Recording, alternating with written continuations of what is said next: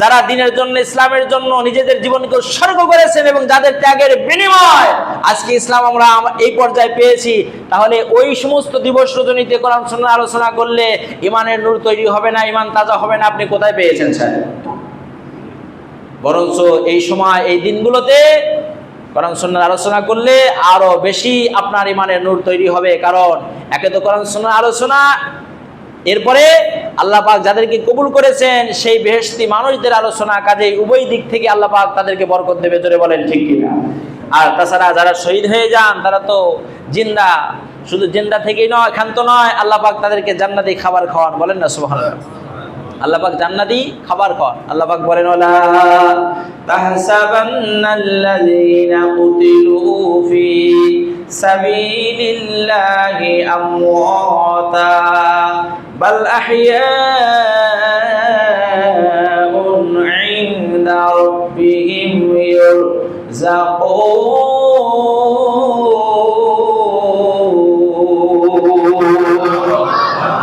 সূরাত আলে ইমরান আল্লাহ পাক 169 আয়াতের মধ্যে স্পষ্ট জানিয়ে দিয়েছেন, যারা আল্লাহর পথে, আল্লাহর রাহে, আল্লাহর রাস্তায় যারা জীবন দিয়েছে, প্রাণ উৎসর্গ করেছে, তাদেরকে তোমরা মৃত্যু করে ধারণাও করো না। মৃত্যু বলা তো দূরের কথা, ধারণা কল্পনায় নিয়ে এসো না, বরং তারা তাদের রবের কাছে জিন্দা, জিন্দা থেকে ক্ষান্ত নয়। আল্লাহ রাব্বুল আলামিন তাদেরকে জান্নাতি খাবার পরিবেশন করান। জোরে বলেন না একবার সুবহানাল্লাহ। ونستغفره ونؤمن به ونتوكل عليه ونعوذ بالله من شرور أنفسنا من يهده الله فلا مضل له ومن يضلله فلا هادي له ونشهد أن لا إله إلا الله الحي القيوم ونشهد أن سيدنا وحبيبنا وحبيب ربنا وطبيبنا وطبيب قلوبنا ومولانا محمدا عبده ورسوله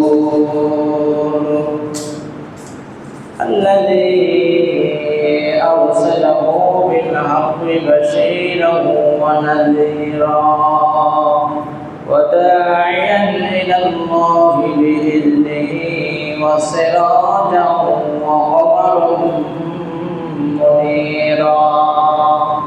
فقد قال الله تعالى في كلامه المجيد وفرقانه حميدا. জবান খুলে আনন্দিত কণ্ঠে সকলে বলুন আউযু বিল্লাহি মিনাশ শাইতানির রাজীম। বিসমিল্লাহির রাহমানির রাহিম। কুল লা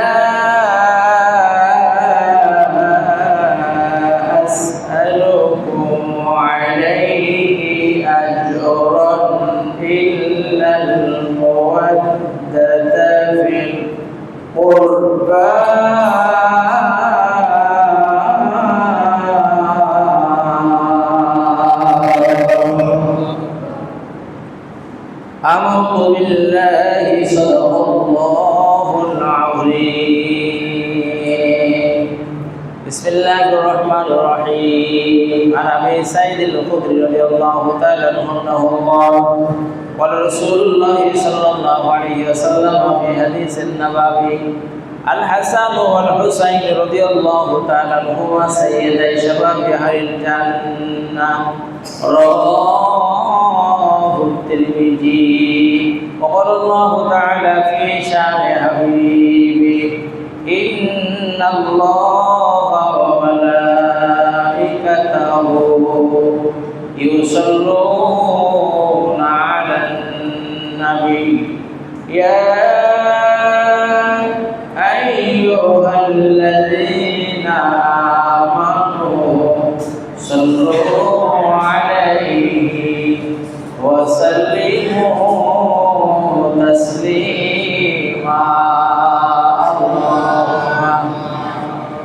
আসেন।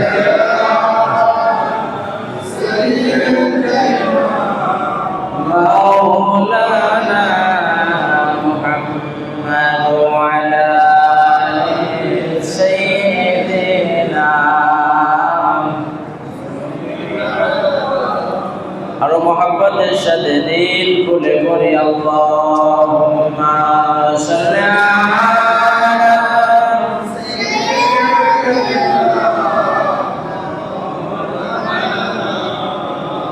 ওয়া আলা আলি সাইয়্যিদিনা।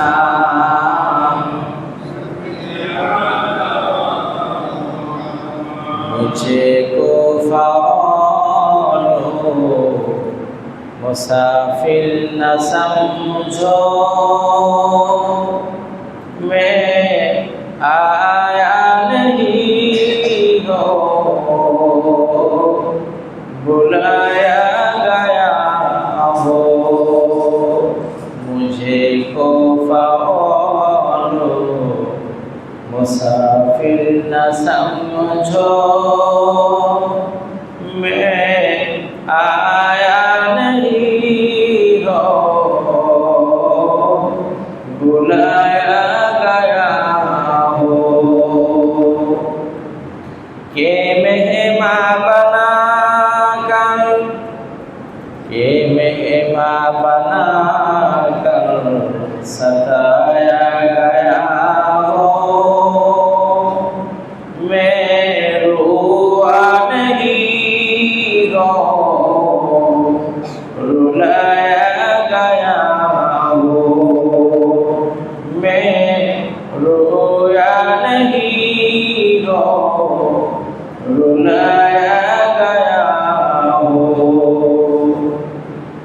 खुदा जाने कैसी है मेजबानी, खुदा जाने कैसी है ये मेजबानी। बहत्तर की आसी कोहे बंद पानी, मुझे को फॉलो मुसाफिर न समझो, मैं आया नहीं हो बुलाया गया हो। मैं आया नहीं हो बुलाया गया हो। अल्लाहुम्मा सल्ली अला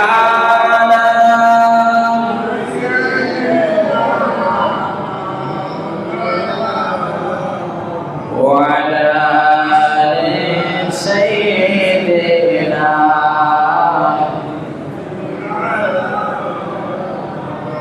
لا إله إلا الله، لا إله إلا الله، لا إله إلا الله، لا إله إلا الله، لا إله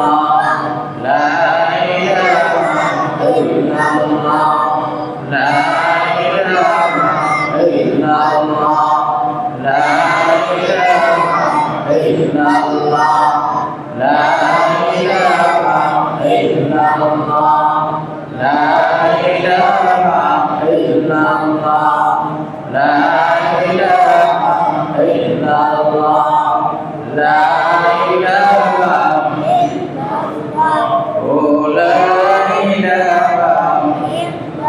ও দেখো আল্লাহর কি খেলা, ডঙ্কা বাজে কারবালা। দেখো আল্লাহর কি খেলা, ডঙ্কা বাজে কারবালায়। ইমাম হোসেন শহীদ হলেন তবু সারেন না এক আল্লাহ।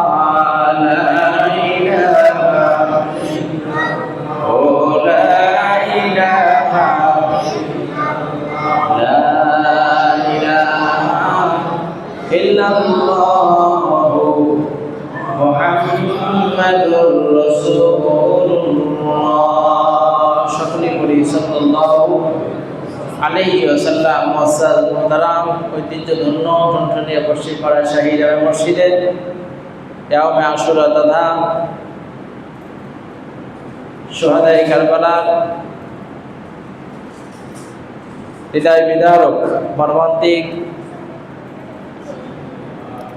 ঐতিহাসিক সেই ঘটনাকে কেন্দ্র করে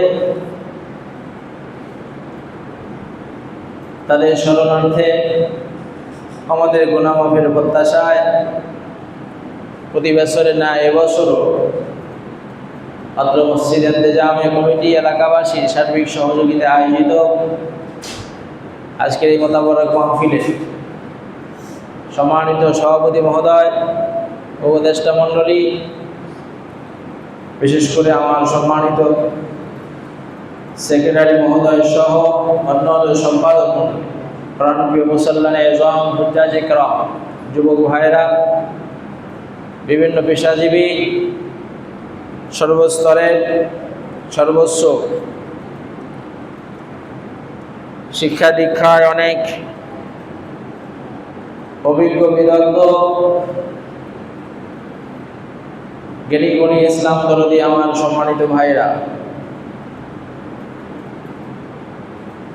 রব্বে কারিমের দরবারে অবনত মস্তকে কালেমাতুশ শুকর আদায় করি যে আল্লাহ সুবহানাহু ওয়া তাআলা এমন একটি মহতী আয়োজনে তার এই ঘর মসজিদে তিনি পরিবেশে বেহেশতি মেহমানদের স্মরণে আজকের এই মাহফিলে আমাদের উপস্থিত হওয়ার তৌফিক দান করেছেন। এই জন্য শুকরিয়া দান জবান খুলে জবানের হক আদায় করে কালেমাতুশ শুকর আদায় করি, সকলে বলি আলহামদুলিল্লাহ। লক্ষ কোটি তার সে বেশুমার গুণ বেশি দরুদ ও সালাম পিয়ারা নবীজির শানে সকলে পড়ি সাল্লাল্লাহু আলাইহি ওয়াসাল্লাম। মুআজ্জাজ হাজিরিন, ইয়াউমে আশুরা তথা মাহে মুহররমের গুরুত্ব তাৎপর্য ঐতিহাসিক এই প্রেক্ষাপট আজকে নতুন নয়। আল্লাহ সুবহানাহু ওয়া তাআলা তার কুদরতি দরবারে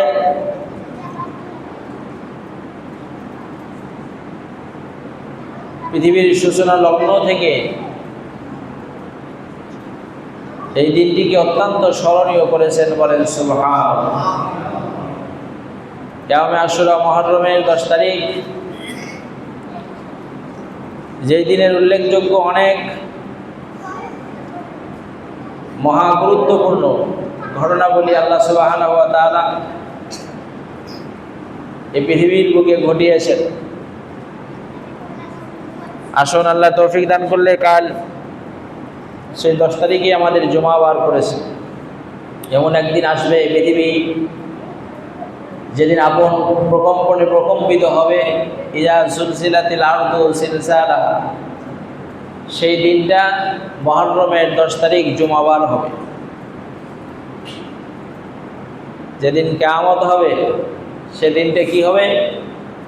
মুহররমের 10 তারিখ জুমাবার, শুক্রবার। সেই দিনে পৃথিবীতে কিয়ামত হবে। এবছর সেই 10 তারিখে জুমাবার পড়েছে, যেন তাই জন্য ভয় পেন না যে বুঝি কিয়ামত কালকে হয়ে যায়। যতক্ষণ পর্যন্ত একজন আল্লাহর নেক বান্দা পৃথিবীতে থাকবে ততক্ষণ পর্যন্ত পৃথিবী ধ্বংস হবে না, বলেন না সুবহানাল্লাহ। এজন্য আমরা সবাই যদি নেককার হতে পারি, মুত্তাকি হতে পারি, আল্লাহওয়ালা হতে পারি, তাহলে আল্লাহ পাকে পৃথিবীর স্থায়িত্ব আরো বেশি থেকে বেশি আল্লাহ বাড়ায় দিবেন, বলেন না সুবহানাল্লাহ। আল্লাহ আমাদের যেন মুত্তাকি খোদাবিরু এক একজন আল্লাহওয়ালা তার নিক্কার বান্দাদের কাতারে শামিল হওয়ার সুমহান তৌফিক আতা করেন, সকলে বলি আমিন। মুআজ্জাজ হাজিরিন, আজকে আপনাদের খেদমতে বলতে চাই, এই ইয়াউমে আশুরাকে উপলক্ষ করে আমরা কি করব, আমাদের করণীয়, আমাদের বর্জনীয় কি? নিঃসন্দেহে আপনারা অবগত আছেন 61 হিজরি 10ই মুহররম ঐতিহাসিক ঘটনাবলীর মধ্যে অন্যতম, হৃদয় বিদারক, ইতিহাস বড় কলঙ্কিত, রক্তাক্ত, নির্মম নিষ্ঠুর ইতিহাস। আল্লাহ যাদের মাধ্যম দিয়ে পৃথিবীকে ব্যালেন্স করেছেন, যাদের মাধ্যম দিয়ে ইসলামের এই ধারা, কালেমার এই পতাকা, নবীজির আদর্শ কিয়ামত পর্যন্ত জারি রেখেছেন, রাখবেন, তাদেরকে এইভাবে নির্মমভাবে, অকাতরে, এত নিষ্ঠুরতার সাথে শহীদ করে দেওয়া, এটা কত বড় নির্মম জঘন্য ইতিহাস, যেটা মানুষ যখন শোনে তখনই তো বিষয়টা তাদের অনুভূতিতে আসে। এই জন্য এ ধরনের আয়োজন ব্যবস্থাপনা করা, তদুপলক্ষে আলোচনা করা, আলোচনা শোনা ঈমান তাজা হওয়ার অন্যতম মাধ্যম। বলেন সুবহানাল্লাহ। আলোচনা যত শুনবেন, যত পড়বেন, তত আপনার ঈমান তাজা হবে, ঈমানের নূর পয়দা হবে। আর ঈমানের নূর যখন সিনায় পয়দা হবে, নামাজ, রোজা, হজ, যাকাত, শরীয়তের বিধান মেনে চলতে, আমল করতে আপনার জন্য অতি সহজ থেকে সহজ হয়ে যাবে। বলেন ইনশাআল্লাহ। সম্মানিত হাজিরিন,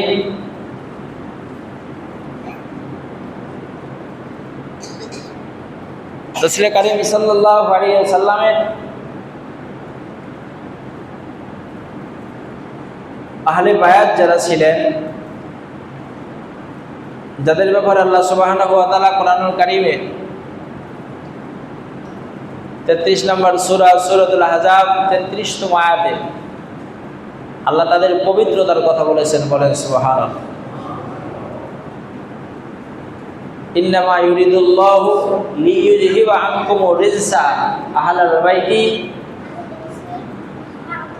ওয়া ইউতাহহিরাকুম তাতহীরা। আল্লাহ সুবহানাহু ওয়া তাআলা চান আহলে বায়াতদের থেকে সমস্ত অপবিত্রতা দূর করে পবিত্রতার সর্বোচ্চ আসনে সমাসীন করতে। বলেন না সুবহানাল্লাহ। সেই পুত পবিত্র রাসূল পাক সাল্লাল্লাহু আলাইহি ওয়াসাল্লামের আহলে বায়াতগণ, তারা কারা? রাসূল পাক সাল্লাল্লাহু আলাইহি ওয়াসাল্লামের আহলিয়া বিবিগণ, আমাদের মা, ইমাম হাসান হুসাইন রাদিয়াল্লাহু তাআলা আনহুমা, ফাতেমাতুজ জাহরা রাদিয়াল্লাহু তাআলা আনহা, হযরত আলী রাদিয়াল্লাহু তাআলা, এবং তেনাদের পরবর্তী উত্তরসূরি নাতি নাতনি যারা আছেন, সবাই আহলে বায়াতের অন্তর্ভুক্ত। তাদের শান, তাদের ইজ্জত, তাদের আরশম্বী মর্যাদা আল্লাহ প্রদত্ত। বলেন সুবহানাল্লাহ। কোনো মানুষের দেয়া না, কোনো মানুষ তাদের স্মরণ করলে তার কপাল ভালো। যদি তাদেরকে স্মরণ না করে, তাদের কোনো পরিমাণ কোনো আসে যাবে না। পক্ষান্তরে যদি তাদের প্রতি কেউ কোনো নেগেটিভ যদি কোনো চিন্তা মাথায় নিয়ে আসে, মন্তব্য যদি করে, তাহলে তার ঈমান আমল ধ্বংস হয়ে যাওয়ার আশু সম্ভাবনা আছে। বলুন নাউযুবিল্লাহি মিন যালিক। সূরা আশ-শুরা 23তম আয়াতে আল্লাহ সুবহানাহু ওয়া তাআলা রাসূল কারীম সাল্লাল্লাহু আলাইহি সাল্লামের উপর একটা আয়াতে কারিমা নাজিল করে রাসূল পাক সাল্লাল্লাহু আলাইহি সাল্লামের মাধ্যমে तमाम পৃথিবীর মানুষকে মেনশন করে জানিয়েছেন যে আমি তোমাদের কাছে কোনো আমার বেনিফিট, তোমাদের কাছে আমি প্রত্যাশী নই, আমি কোনো প্রতিদানের আশাবাদী নই, তবে আমি তোমাদের কাছে আশাবাদী তোমরা আমার আত্মীয়, আমার আহলে বায়াত যারা, তাদের প্রতি তোমরা সর্বোচ্চ সম্মান তাজিম করবা, ভালোবাসা প্রদর্শন করবা, এটা আমার বড় আশা। বলেন না সুবহানাল্লাহ। আল্লাহ রাব্বুল আলামিন কোরআনুল কারীমে সূরা আশ-শুরা 23তম আয়াতে স্পষ্ট জানিয়ে দিলেন, বিসমিল্লাহির রহমানির রহিম, কুল লা আসআলুকুম আলাইহি أجرا إلا المودة في القربى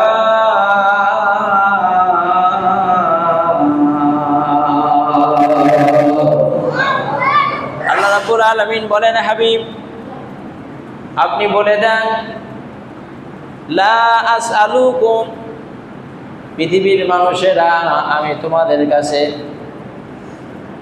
আজরন কোনো প্রতিদান চাই না, কোনো বেনিফিট, কোনো উজরত, কোনো পারিশ্রমিকের আমি তোমাদের কাছে আশাবাদী নই।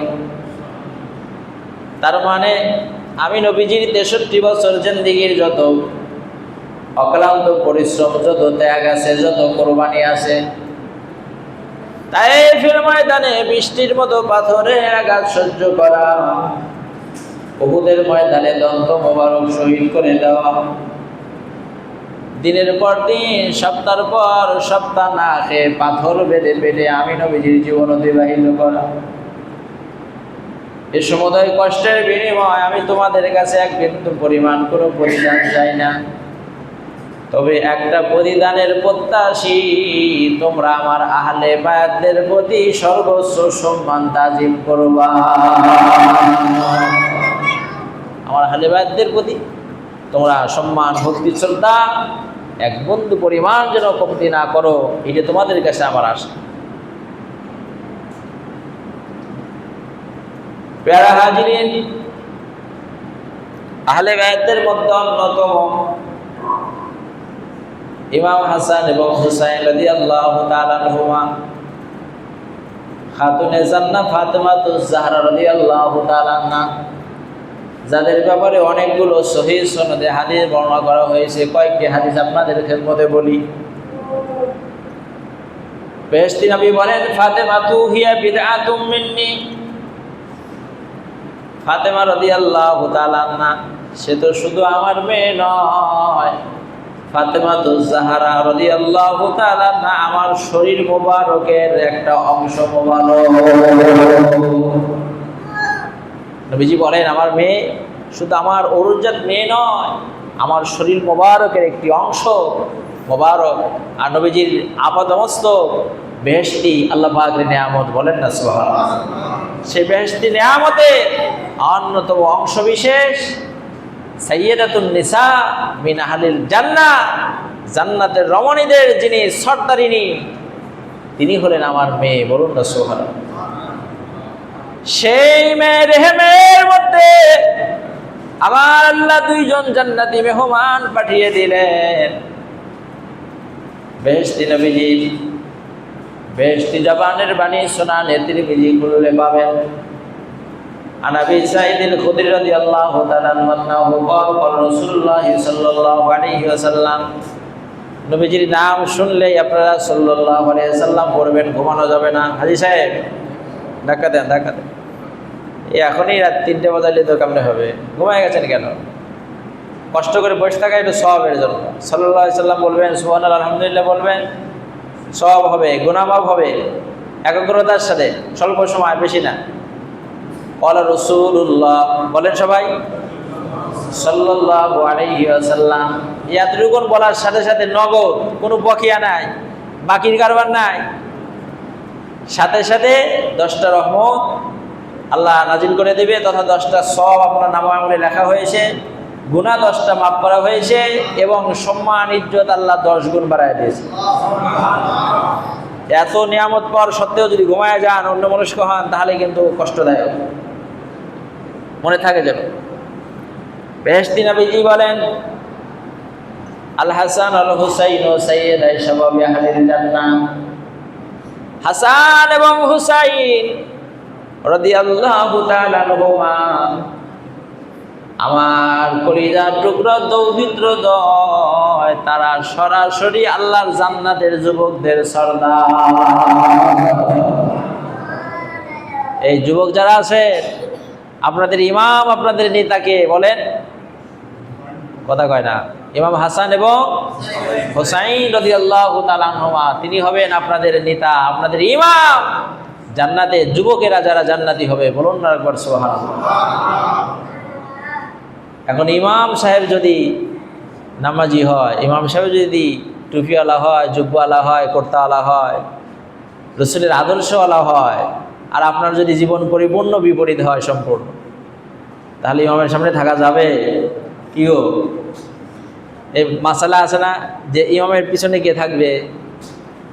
মুয়াজ্জিন সাহেব এবং আশপাশে ওই ব্যক্তিরা থাকবে যেই ব্যক্তিরা ইমামের যদি কোনো অসুবিধা হয় তিনি যেন নামাজ পড়াইতে পারেন, ঠিক না বলেন?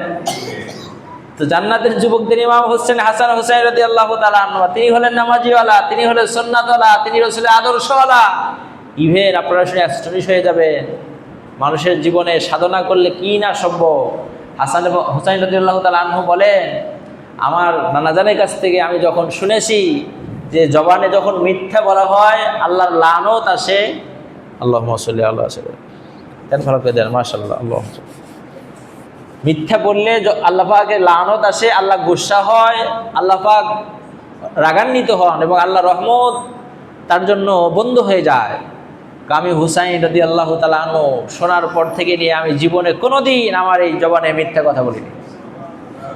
কোনো কাজের ক্ষেত্রে আমি হুসাইন রাদিয়াল্লাহু তাআলা আনহু মিথ্যার আশ্রয় নেই। বলেন না সুবহানাল্লাহ? নেন যে নাই, এবং তার সারা জীবনের যে সত্যের উপরে তিনি অবিচল ছিলেন। মুহররমের সেই আপনার কারবালার ঐতিহাসিক সেই হৃদয় বিদারক ঘটনা তার প্রত্যক্ষ সাক্ষী, ঠিক না বলেন? তিনি কেন শহীদ হয়েছেন? শিশু সন্তান সহ, দুধের সন্তান সহ কেন শহীদ হয়েছেন? তিনি সত্যের উপরে অবিচল থাকার জন্য, মিথ্যা অন্যায় জুলুমের সামনে মাথা নত না করার জন্য, ঠিক কিনা বলুন? তিনি যদি সত্যের উপর অবিচল না থাকতেন, মিথ্যাকে যদি প্রশ্রয় দিতেন, বাতিলের সামনে যদি মাথা নত করতেন, তাকে শহীদ হতে হতো না। অর্ধ পৃথিবীর রাজ্য তাকে, আপনার সম্মান তাকে দেওয়া হতো। কিন্তু তিনি চিন্তা করেছেন, আমি যদি বাতিলের কাছে, আমি যদি জালিমের কাছে, আমি যদি আপনার এরকম ফাসিক ফুজ্জারদের কাছে আমি যদি এরকম আপনার মাথা নত করি, কিয়ামত পর্যন্ত জাতি আমার রসুলের উম্মতেরা তারা সত্যকে ভুলে যাবে, অন্যায় জুলুমের সামনে, পাপাচারের সামনে তারা মাথা নোয়ায়ে দিবে। এই পৃথিবীতে ইসলাম শেষ হয়ে যাবে, ইসলাম থাকবে না। যার জন্য নিজের জীবন, কলিজা টুকরা সন্তানদের জীবন উৎসর্গ করেছে, তথাপিও বাতিল অন্যায়ের কাছে মাথা নত করেন নাই। জোরে বলে রাখবেন সুবহানাল্লাহ। হাজিরিন, সেই আদর্শ, সেই শিক্ষা আমরাও গ্রহণ করব। আল্লাহ যেন আমাদেরকে হুসাইনি ইমানই আল্লাহ যেন আমাদেরকে এক একজন মোমেন মুসলমান হিসেবে কবুল করেন। বলেন ইনশাআল্লাহ। জীবনের সাধনা তো হলো একজন খাঁটি মোমেন হওয়া, মুত্তাকি হওয়া, আল্লাহ ওয়ালা হওয়া, বেহেশতি একজন মেহমান হওয়া। এটাই তো জীবনের সাধনা। জোরে বলেন ঠিক কিনা? সম্মানিত হাজির, তাহলে জান্নাতের যুবকদের সর্দার ইমাম হযরত হাসান এবং হুসাইন রাদিয়াল্লাহু তাআলা আনহু। সাহাবীদের নাম আদবের সঙ্গে, তাজিমের সাথে উচ্চারণ করা, এটা অনেক বড় আদব, এটা অনেক বড় শিষ্টাচারিতা, ভদ্রতা। আমাদের দেশে যদি একজন এমপি মহোদয়ের নাম বলে, এ দেখেন আমি বলার সাথেই মহোদয় চলে আসছে, অটোমেটিক, ঠিক না? এটা অটো এমপি মহোদয়, মাননীয় প্রধানমন্ত্রী, কি বলি না আমরা? তার মানে উনি বিশেষ সম্মানে সম্মানিত হয়েছেন, যে কয়দিনের জন্য হোক। দুনিয়ার একজন দুনিয়াবির এই সম্মানিত ব্যক্তি যদি, তার যদি কথার সামনে যদি এরকম সম্মান শব্দ ব্যবহার করা হয়, তাহলে আল্লাহ প্রদত্ত যাদেরকে সম্মান দিয়েছে, যেই সনদ, যেই সার্টিফিকেট মানুষের দেওয়া না, আল্লাহ দেওয়া, রাদিয়াল্লাহু আনহুম ওয়া রাদু আনহু, আল্লাহ তাদের প্রতি রাজি, তেনারা আল্লাহর প্রতি খুশি। বলেন না সুবহানাল্লাহ? এই জন্য আগে আদব, তারপরে ওয়াজ, তারপরে আমল, ঠিক না বলুন? আদবে আউলিয়া, বেয়াদবে শয়তান। আমরা ছোটবেলা থেকে এরকম একটা কথা শুনে আসছি, যেখানে আদব নাই সেখানে আল্লাহর রহমত নাই, যেখানে আদব নাই সেখানে কশ্চিনকালেও তাকওয়া, সেখানে কশ্চিনকালেও কবুলিয়তের কোনো আশা করা যায় না কোনো কাজের মধ্যে। জোরে বলুন ঠিক কিনা? আল্লাহ আমাদের সকল অবস্থায় আদব রক্ষা করার তৌফিক দান, সকলে বলে আমিন। রাসূল পাক সাল্লাল্লাহু আলাইহি ওয়াসাল্লাম তিনি আরো বলতেছেন, পেয়ারা হাজিরিন বেহেশতি নবী আমার বলেন, আল হুসাইনু রাদিয়াল্লাহু তাআলা আনহু মিন্নি ওয়া আনা মিন হুসাইনি। কত মহব্বতের, ভালোবাসার কথা। নবীজি আমার বলেন, হুসাইন রাদিয়াল্লাহু তাআলা আনহু আমার থেকে, আর আমি নবীজি আমার হুসাইন থেকে। বলেন সুবহানাল্লাহ। হুসাইন রাদিয়াল্লাহু তাআলা আনহু আমার থেকে, আর আমি হুসাইন রাদিয়াল্লাহু তাআলা আনহু। অপর হাদিসে আমার নবী বলেন, আল হাসান আল হুসাইন রাদিয়াল্লাহু তাআলা আনহুমা রায়হানু ফিনাদ দুনিয়া, তারা শুধু জান্নাতের যুবকদের ইমাম নয়, তারা শুধু আমার দৌহিত্র স্নেহস্পদ নয়, তারা হচ্ছে পৃথিবীর জন্য একটা সুঘ্রাণ মুক্ত যুক্ত করে বলেন সুবহানাল্লাহ। পৃথিবীর একটা সুবাস, পৃথিবীর সুঘ্রাণ তারা, তাদের থেকে পৃথিবীর মানুষ সুঘ্রাণ জান্নাতের খুশবু তারা পায়, বলেন না সুবহানাল্লাহ। রহমতের নবী মায়ার নবী আমার বলেন, এখানেই শেষ নয়। আল হাসান আল হুসাইন রাদিয়াল্লাহু তাআলা আনহুমা মান আহাব্বাহুমা ফাকাদ আহাব্বানি, তারা তো আল্লাহর এমন মেহমান, তাদেরকে যারা ভালোবাসে, তাদেরকে যারা মহব্বত করে, এই মহব্বত ভালোবাসাটা সরাসরি আমি নবীজির প্রতি মহব্বত করা হয়ে যায়। তাদেরকে যারা মহব্বত করবে, ভালোবাসবে, এই মহব্বত ভালোবাসাটা আমি রসুলের সাথে হয়ে যাবে, বলুন না সুবহানাল্লাহ। আর নবীজির সঙ্গে যার মহব্বত তৈরি হয়ে যাবে, কমপ্লিট হবে, আল্লাহ পাক বলেন ইউহিব্বুকুমুল্লাহ, আমি আল্লাহ স্বয়ং তোমাদেরকে ভালোবাসবো, বলেন না সুবহানাল্লাহ। সম্মানিত হাজিরিন, সুনানে তিরমিজি সহিহ সনদে বর্ণিত হযরত উসামা বিন যায়েদ রাদিয়াল্লাহু তাআলা আনহু তিনি বলেন, আমি একদা রাতের বেলা রাসূল পাক সাল্লাল্লাহু আলাইহি সাল্লামের হুজরা মুবারকের কাছে গিয়েছি।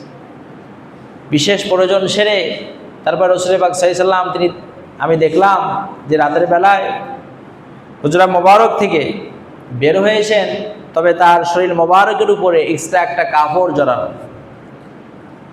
এবং কাপড়টা জড়ানোর পর মনে হচ্ছে ভিতরে কিছু আছে, একটু অস্বাভাবিক মনে হচ্ছে। আমার ব্যস্ততা সেরে তারপর রাসূল পাক সাল্লাল্লাহু আলাইহি সাল্লামের একান্ত কাছে আমি জিজ্ঞেস করলাম, হুজুর আপনার শরীর মোবারকের উপরে এই যে আপনার কাপড়টা, এইটা আপনার কি এবং কেন দেওয়া, দেখতে কেমন যেন লাগছে, ভিতরে মনে হয় কিছু আসে।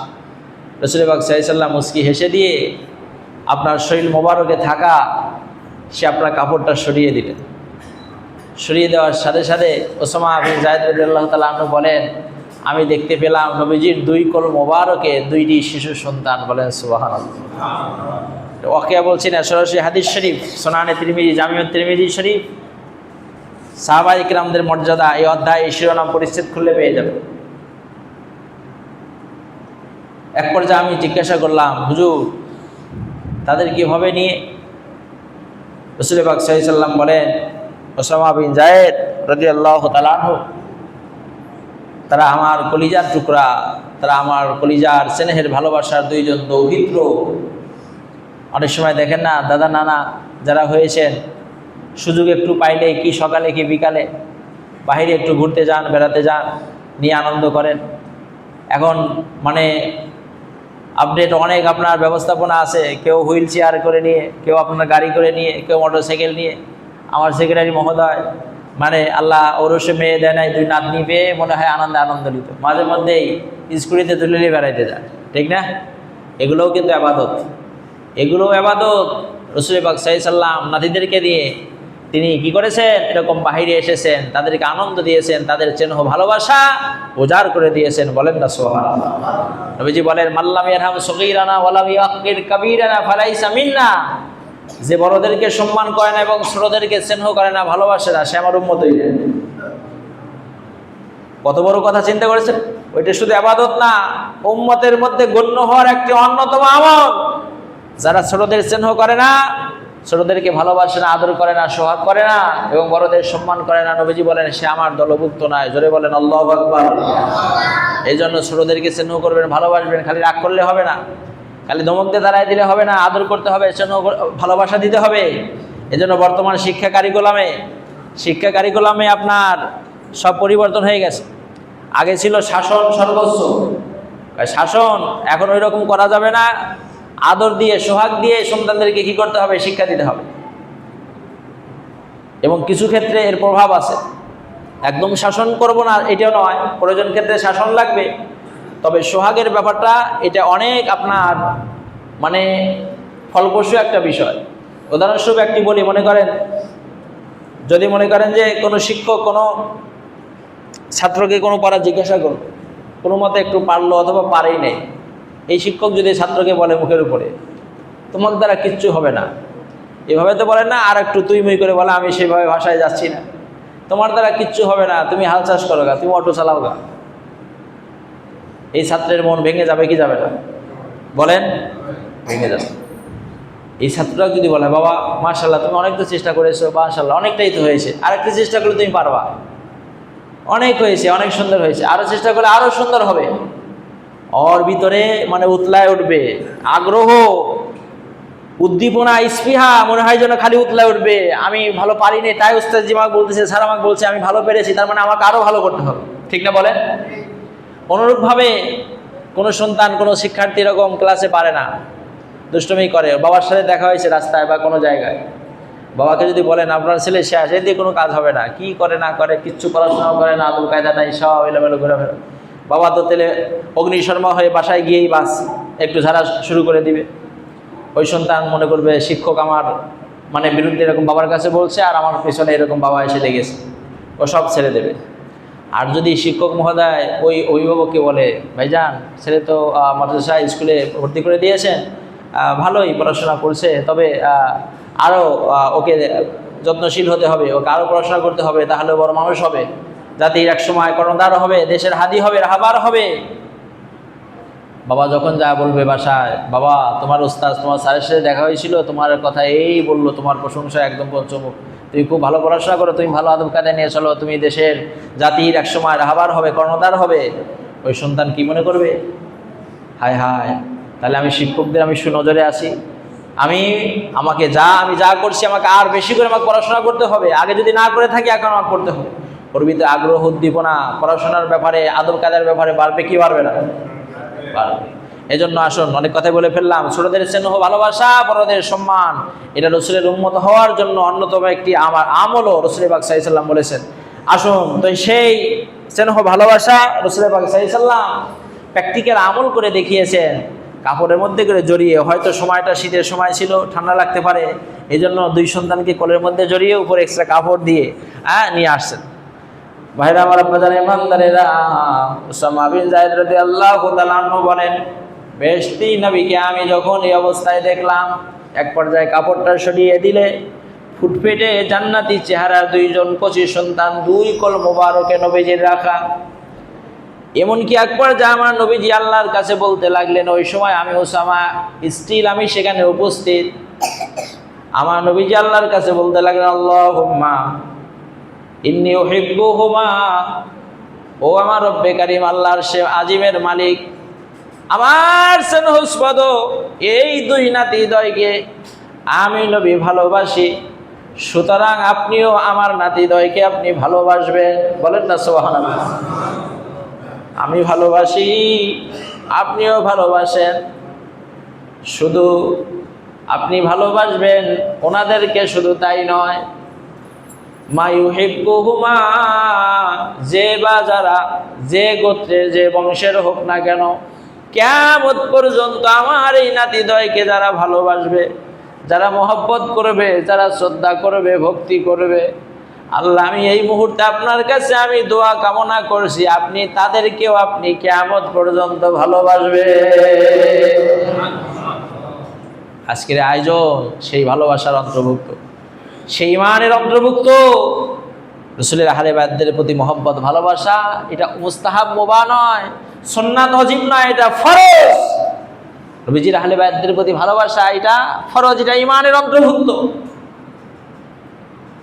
কি দোয়াখান করলেন আমার নবী, আল্লাহ আমি ওদেরকে ভালোবাসি, আপনি ভালোবাসেন, তাদেরকে যারা ভালোবাসবে আল্লাহ আপনি তাদেরকে ভালোবাসবেন। বলুন না সুবহানাল্লাহ। আজকের আয়োজন তাদেরকে ভালোবেসেই তো করেছি, ঠিক কিনা বলেন? তাদের স্মরণেই তো করা হয়েছে, টাকা পয়সা দিয়ে, চাল ডাল দিয়ে, বিভিন্নভাবে সাহায্য সহানুভূতি করে, রাতের বেলা এই সময় আরামকে উপেক্ষা করে বিছানা ছেড়ে দিয়ে মসজিদে যারা আসছেন, যারা আসবে, নিঃসন্দেহে আহলে বায়তদের প্রতি মহব্বত, ভালোবাসার একটি অন্যতম নিদর্শন। জোরে বলুন কথা ঠিক কিনা? প্যারা হাজিরিন, শুধু তাই নয়, আমার নবী, মায়ার নবী, বেহেশতি নবীজি তার বেহেশতি জবানে বলেন, আল হাসান আল হুসাইন রাদিয়াল্লাহু তাআলা আনহুমা, তারা জান্নাতের এমন দুইজন মেহমান, পৃথিবীর বুকে কিয়ামত পর্যন্ত তাদেরকে যারা মহব্বত করবে, অনুসরণ করবে, ভালোবাসবে, স্বয়ং আল্লাহ তাদের ভালোবাসবেন। এই জন্য স্বয়ং আল্লাহ রাব্বুল আলামিন তাদেরকে ভালোবেসেছেন। তামাম মুত্তাকি খোদাবীর সাহাবায়ে কেরাম তাদেরকে তাজিম করেছেন, ভালোবেসেছেন। এমনকি স্বয়ং আল্লাহর ফেরেশতারা তাদের সর্ব অবস্থায় সেবা করেছেন, তাদের খাদেমের দায়িত্ব পালন করেছেন। বলুন সুবহানাল্লাহ। ফেরেশতারা পর্যন্ত তাদের খেদমতে আত্মনিয়োগ করেছেন।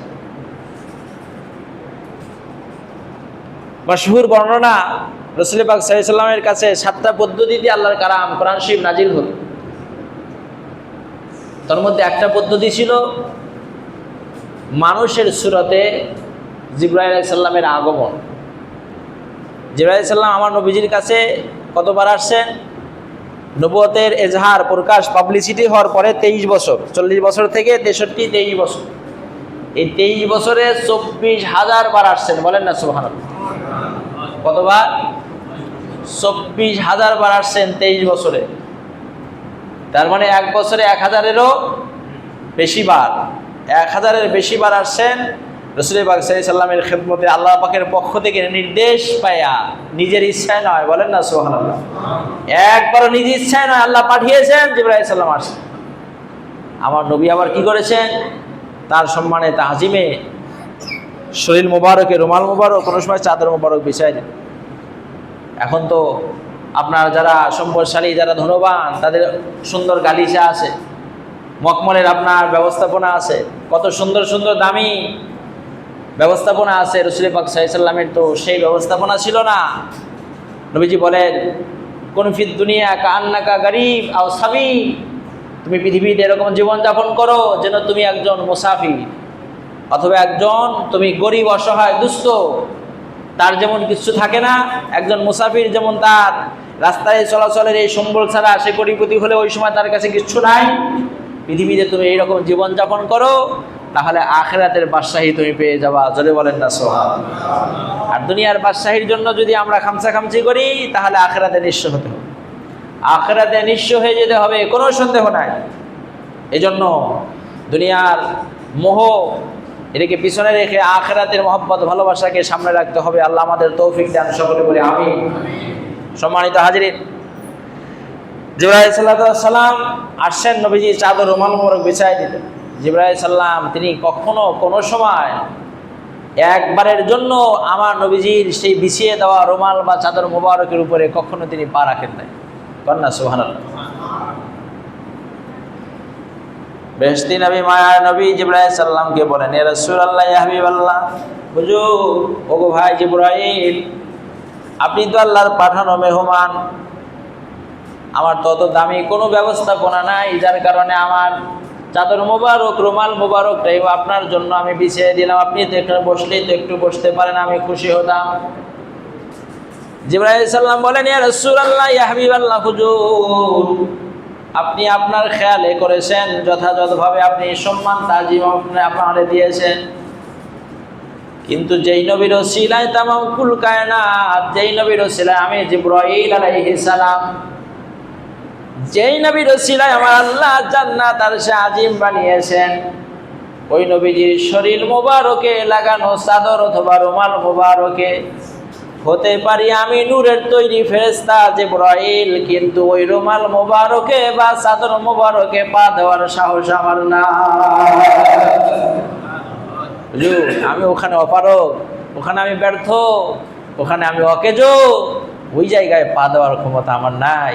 আপনি যদি অসন্তুষ্ট হয়ে যান, আপনার সঙ্গে যদি বেয়াদবি হয়ে যায়, আমার সব সর্বনাশ হয়ে যাবে। 6000 ডানা বিশিষ্ট ফেরেশতা, এক ডানা থেকে আর এক ডানার ডিস্টেন্স ব্যবধান 500 বছরের রাস্তা, যেটা প্রথম আসমান, জমিন থেকে প্রথম আসমানের সমান। জোরে বলেন আল্লাহু আকবার। এরকম 600 আল্লাহ ডানা দিয়েছে। সেই ডানা বিশিষ্ট এত সম্মানের, এত তাজিমের ফেরেশতা তিনি বলতেছেন, হুজুর, ওখানে আমার পা দেওয়া সাহস আমার নাই।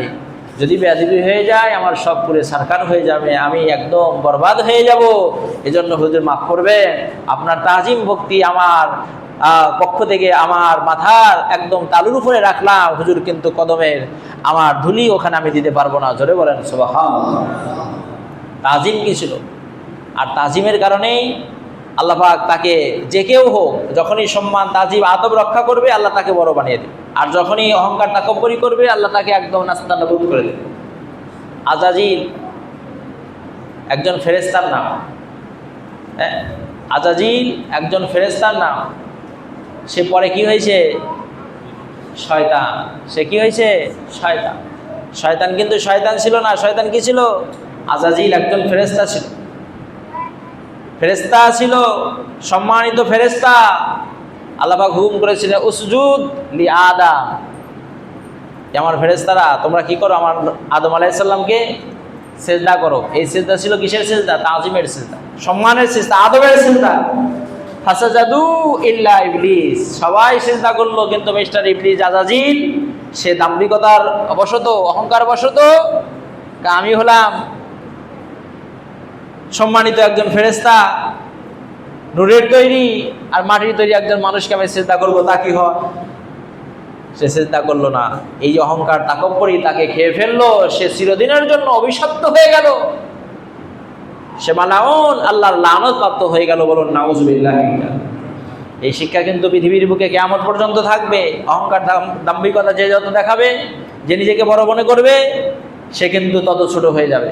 আর নিজেকে যে যত ছোট মনে করবে, নিজেকে যে যত বিলায় দিবে, সমাজের মানুষের কাছে, আপনার পরিবারের মানুষের কাছে, দেশ জাতির কাছে আল্লাহ প্রদত্ত তার সম্মান ইজ্জত আল্লাহ দুনিয়াতেও দেবেন সর্বোচ্চ জায়গায়, আখিরাতেও রাখবেন আল্লাহ সর্বোচ্চ জায়গায়। বলেন ইনশাআল্লাহ। এখান থেকে শিক্ষা নিতে হবে। সম্মানিত হাজিরিন, তো জিবরাইল আলাইহিস সালাম আসছেন। ওই 7টা পদ্ধতির একটা পদ্ধতি হলো মানুষের সুরতে আল্লাহর কালাম নিয়ে আসা। জিবরাইল আলাইহিস সালাম তিনি একদিন আসছেন দাহিয়াতুল কলবি রাদিয়াল্লাহু তাআলা আনহুর সুরতে, যার স্মৃতি খানায় কাবার বাইতুল্লাহ শরীফের পাশে আপনার মসজিদে আবু বকর ওমর রাদিয়াল্লাহু তাআলা। আমার হাজী সাহেবরা, মৌলানা সাহেবরা হাজী সাহেবদেরকে অনেক সময় দেখিয়ে থাকেন সুযোগ হলে, যেখানে একটি বিশেষ আপনার স্মৃতি রয়েছে জীবন্ত, আপনার কন্যা সন্তান আপনার কবর দেওয়া, পুঁতে রাখার সেই স্মৃতি আপনার সেখানে জাহিলে যুগে ছিল। সে স্মৃতিটা এখনও চিহ্নিত করা আছে। যারা দেখেছেন আলহামদুলিল্লাহ, যারা দেখেন নাই সামনে যখন যাবেন আল্লাহ নিয়ে যাবে, দেখবেন। তো দাহিয়াতুল কলবি রাদিয়াল্লাহু তাআলা আনহু ওনার সুরতে, ওনার আকৃতিতে আসছেন জিবরাইল আলাইহিস সালাম আল্লাহর কালাম নিয়ে। দাহিয়াতুল কলবি রাদিয়াল্লাহু তাআলার একটা খাসুসিয়ত ছিল, তার আদাত স্বভাব ছিল, বৈশিষ্ট্য ছিল। নবীজির কাছে যখনই আসতেন রাসূল পাক সাল্লাল্লাহু আলাইহি সাল্লামের দরবারে কিছু হাদিয়া নিয়ে আসতেন, কিছু তোহফা, কিছু খাবার দাবার নিয়ে আসতেন। ওই যে ছোট্ট সন্তানেরা আছে, নাতিরা আছে, তাদের কাছে দেওয়া লাগবে, এই জন্য অল্প হলেও একটু তাবারক নিয়ে আসতেন, হাদিয়া নিয়ে আসতেন। আর 2 সন্তান এই নাতিদ্বয়ও ওই সাহাবী আসলে দৌড়ের কাছে যেতেন, আগে আদর করতেন, চেরো করতেন, ভালোবাসতেন, কপালে চুমু দিতেন। বাচ্চাদের চুমু দিতে হয় কোথায় জানেন? হ্যাঁ, কপালে। কোথায় বলেন? বাবা হিসেবে সন্তানের চুমু দিবেন কোথায়? কপালে। এটা রাসূলের সুন্নাত। বলেন সুবহানাল্লাহ। এটা আমার নবীজির সুন্নাত, সন্তানের কপালে চুমু দেওয়া। হ্যাঁ, বাবা মার কপালে চুমু দেওয়া এটা সুন্নাত। বাবা মার কপালে চুমু দেবেন, সন্তানের কপালে চুমু দেবেন, মহব্বত ভালোবাসা বৃদ্ধি হবে, আমাদের মধ্যে সুসম্পর্ক, সহানুভূতি, সহমর্মিতা আল্লাহ বাড়ায় দিবে। বলেন ইনশাআল্লাহ। ছেলে মেয়ে, বাবা মা, ভাই বোন, আত্মীয় স্বজন, সুসম্পর্ক আমাদের অত্যন্ত একটা বিশেষ ইবাদত, কিন্তু বড় পরিতাপের বিষয় এখানে আমাদের অনেক ঘাটতি হয়ে গেছে, অনেক ঘাটতি হয়ে গেছে। আজকেই একজন বয়োজ্যেষ্ঠ একজন আল্লাহর বান্দা, চুলদারি পেকে গেছে, উনি বলেন যে ইমিডিয়েটলি আমি আমার বড় ভাইয়ের সাথে একদম পেরে উঠছি না, আমি তার সাথে সম্পর্কে আমার একান্ত কষ্টদায়ক ব্যাপার হয়ে গেছে। কেন? তিনি ফাজিল ভাষা একজন আলেমও বটে, কিন্তু কি অসুবিধা আমার পক্ষ থেকে, আমার কোনো আপত্তি নাই, কোনো আফসোস নাই, দুঃখ নাই, আমার সব ন্যায় লিখতাম, কিন্তু তারপরেও সে আমার বিরুদ্ধে সবসময় লেগেই থাকে, এখনও লেগে আছে। চুলদারি পেকে আমার সাদা হয়েছে, কখন কবরে যাব চিন্তা, ভাই আমার সে বড়, তারপরে পরিস্থিতি এমন যে আমি তার বাড়ির সামনে দিয়ে যেন আমি চলতে পারি না, আমাকে যেন মানে হাঁটতে দেওয়া না হয়, এরকম পরিস্থিতি করে রাখা হয়। বলেন নাউজুবিল্লাহ। এক মায়ের উদরে জন্ম নেওয়া ভাই ভাইয়ের কথা বুঝতে পারছেন? এগুলো দূর করতে হবে। ভাই ভাই বোনে, ছেলে মেয়ে, স্বামী স্ত্রী, এরকম প্রতিবেশী, আত্মীয় স্বজন, সুসম্পর্ক, এটা আমাদের অনেক বড় একটি ইবাদত। খালি নামাজ রোজা হজ যাকাত মসজিদে আসলে ইবাদত হবে, এগুলো ইবাদতের বাইরে তা কিন্তু নয়। উপরন্তু বলা হয়েছে নামাজ রোজা হজ যাকাত সব কমপ্লিট আছে, আত্মীয়তার সম্পর্ক যদি নষ্ট হয়ে যায়, কারো হক যদি নষ্ট হয়ে যায়, কারো দায়িত্ব কর্তব্য যদি অবহেলা হয়ে যায়, কিয়ামতের ময়দানে আসামির কাল করে যাবে। অনেক বড় ব্যাপার। আল্লাহ আমাদের সবাইকে বোঝার তৌফিক দিন এবং আমল করার তৌফিক দিন। সকলে বলুন আমিন। সম্মানিত হাজিরিন, দাহিয়াতুল কলবি রাদিয়াল্লাহু তাআলা আনহু সেভাবে আসতেন, কিন্তু যেই দিন ওনার সুরতে, ওনার আকৃতিতে জিবরাইল সাল্লাম আসছেন, আল্লাহর কালাম নিয়ে আসছেন ফেরেশতা জিবরাইল, কিন্তু সুরতটা কার বলেন? সাহাবী হযরতে দাহিয়াতুল কলবি রাদিয়াল্লাহু তাআলা আনহু। ওই যে দুই নাতিদ্বয় হাসান এবং হুসাইন রাদিয়াল্লাহু তাআলা আনহুমা, ওনারা তো মনে করেছেন কাজ হয়ে গেছে, আমাদের সেই মেহমান আসছে, আদর করবে, সোহাগ করবে, ভালোবাসবে, কপালে চুমু দিবে, আমরা ভালোবাসা পাবো, স্নেহ মায়া মমতা পাবো, পাশাপাশি একটু তাবারকও পাবো। বারবার যাওয়ার জন্য চেষ্টা করেছেন, নবীজি বারবার যেও না, যাও, তোমরা যে নিয়তে যাচ্ছ উনি তো তিনি নন, ওনার আকৃতি নিয়ে আসছেন কিন্তু ব্যক্তি তো অন্য, আমার সাহাবী নিয়ে আসছে ফেরেশতা। মনে মনে বলতেছেন আর বলতেছে বাবা যাও, বারবার ফিরে দিয়েছে। পরপর যখন দুইবার তিনবার হয়ে গেছে, জিবরাইল সাল্লাম একটু আদবের সাথে জিজ্ঞাসা করছে, ইয়া রাসূলুল্লাহ, ইয়া হাবিবাল্লাহ, ওগো মায়ার নবী, মুস্তাকি মাফ করবেন, বেয়াদবি মাফ করবেন। এত ফুটফুটে সুন্দর দুটি সন্তান, যাদের চেহারার দিকে তাকাইলে কলিজা ভরা মায়া চলে আসে, নূর চমকাইতে আছে যাদের চেহারা মোবারক থেকে, সেই দুইটো মাসুম সন্তান আমার কাছে আসতে চায়। পরপর তিনবার আপনি ফেরায় দিলেন, রহস্যটা কি, ব্যাপারটা কি? হুজুর একটুখানি ওদের সুযোগ দেন, আমার কাছে আসুক, আমি ওদের চেন হোক, ভালোবাসা দিব, আদর করবো, সোহাগ করবো, ওরা আমার কাছে আসতে চাচ্ছে, আপনি কেন বারণ করেছেন?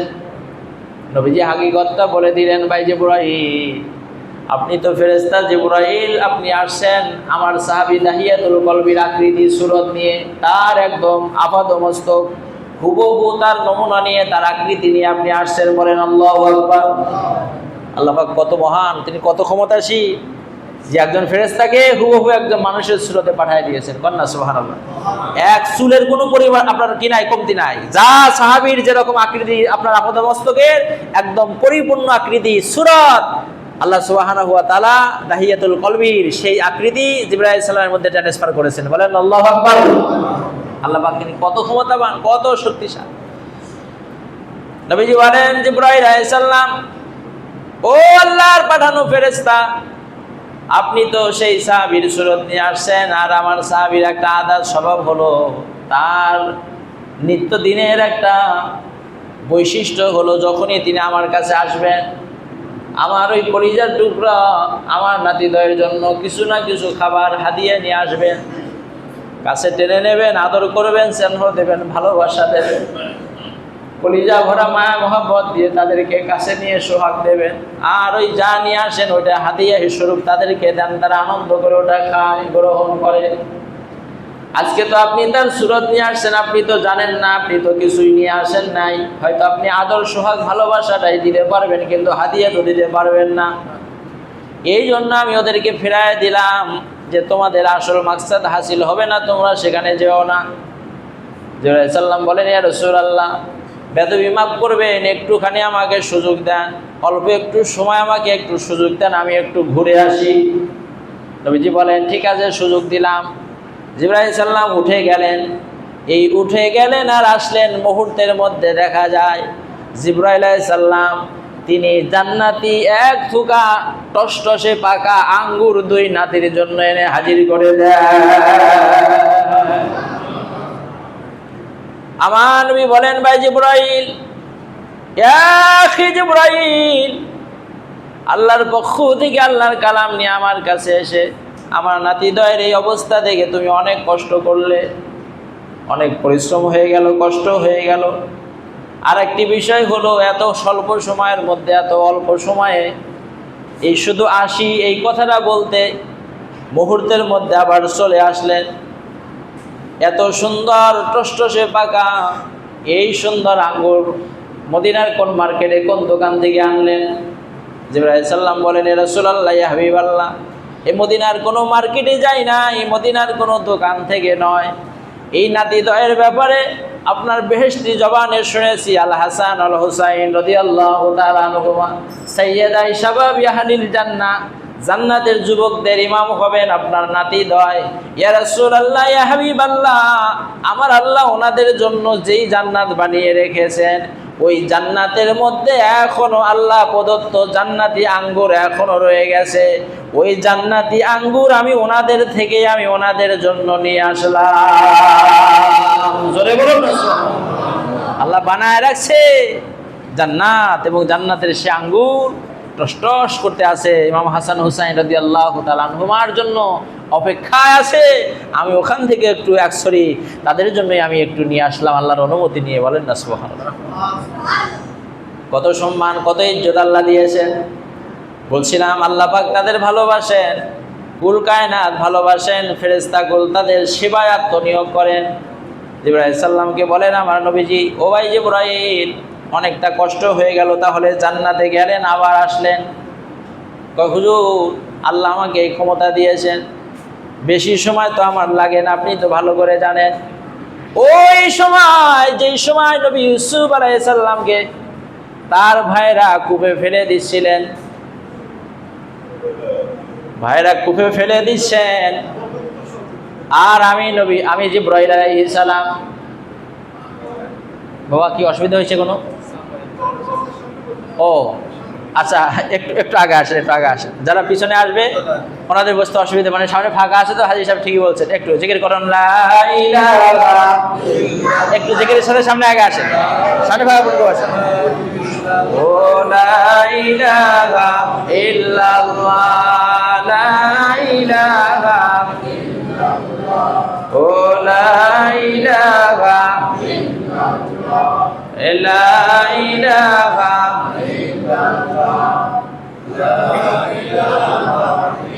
হাসান হোসেন দুই ভাই কান্দে, নূর নবীজির গলা জড়িয়ে। হাসান শহীদ জহর খেয়ে, হোসেন শহীদ কারবালায়, লা ইলাহা ইল্লাল্লাহ, ও লা ইলাহা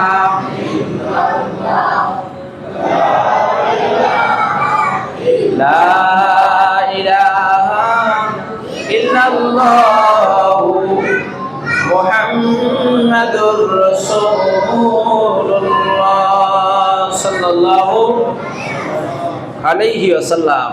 জিবরাইল সাল্লাম বলছেন, হুজুর, এটা তো কোনো কষ্টের ব্যাপার নয়, আল্লাহ আমাকে সেই তাকত, সেই শক্তি আমাকে দান করেছে।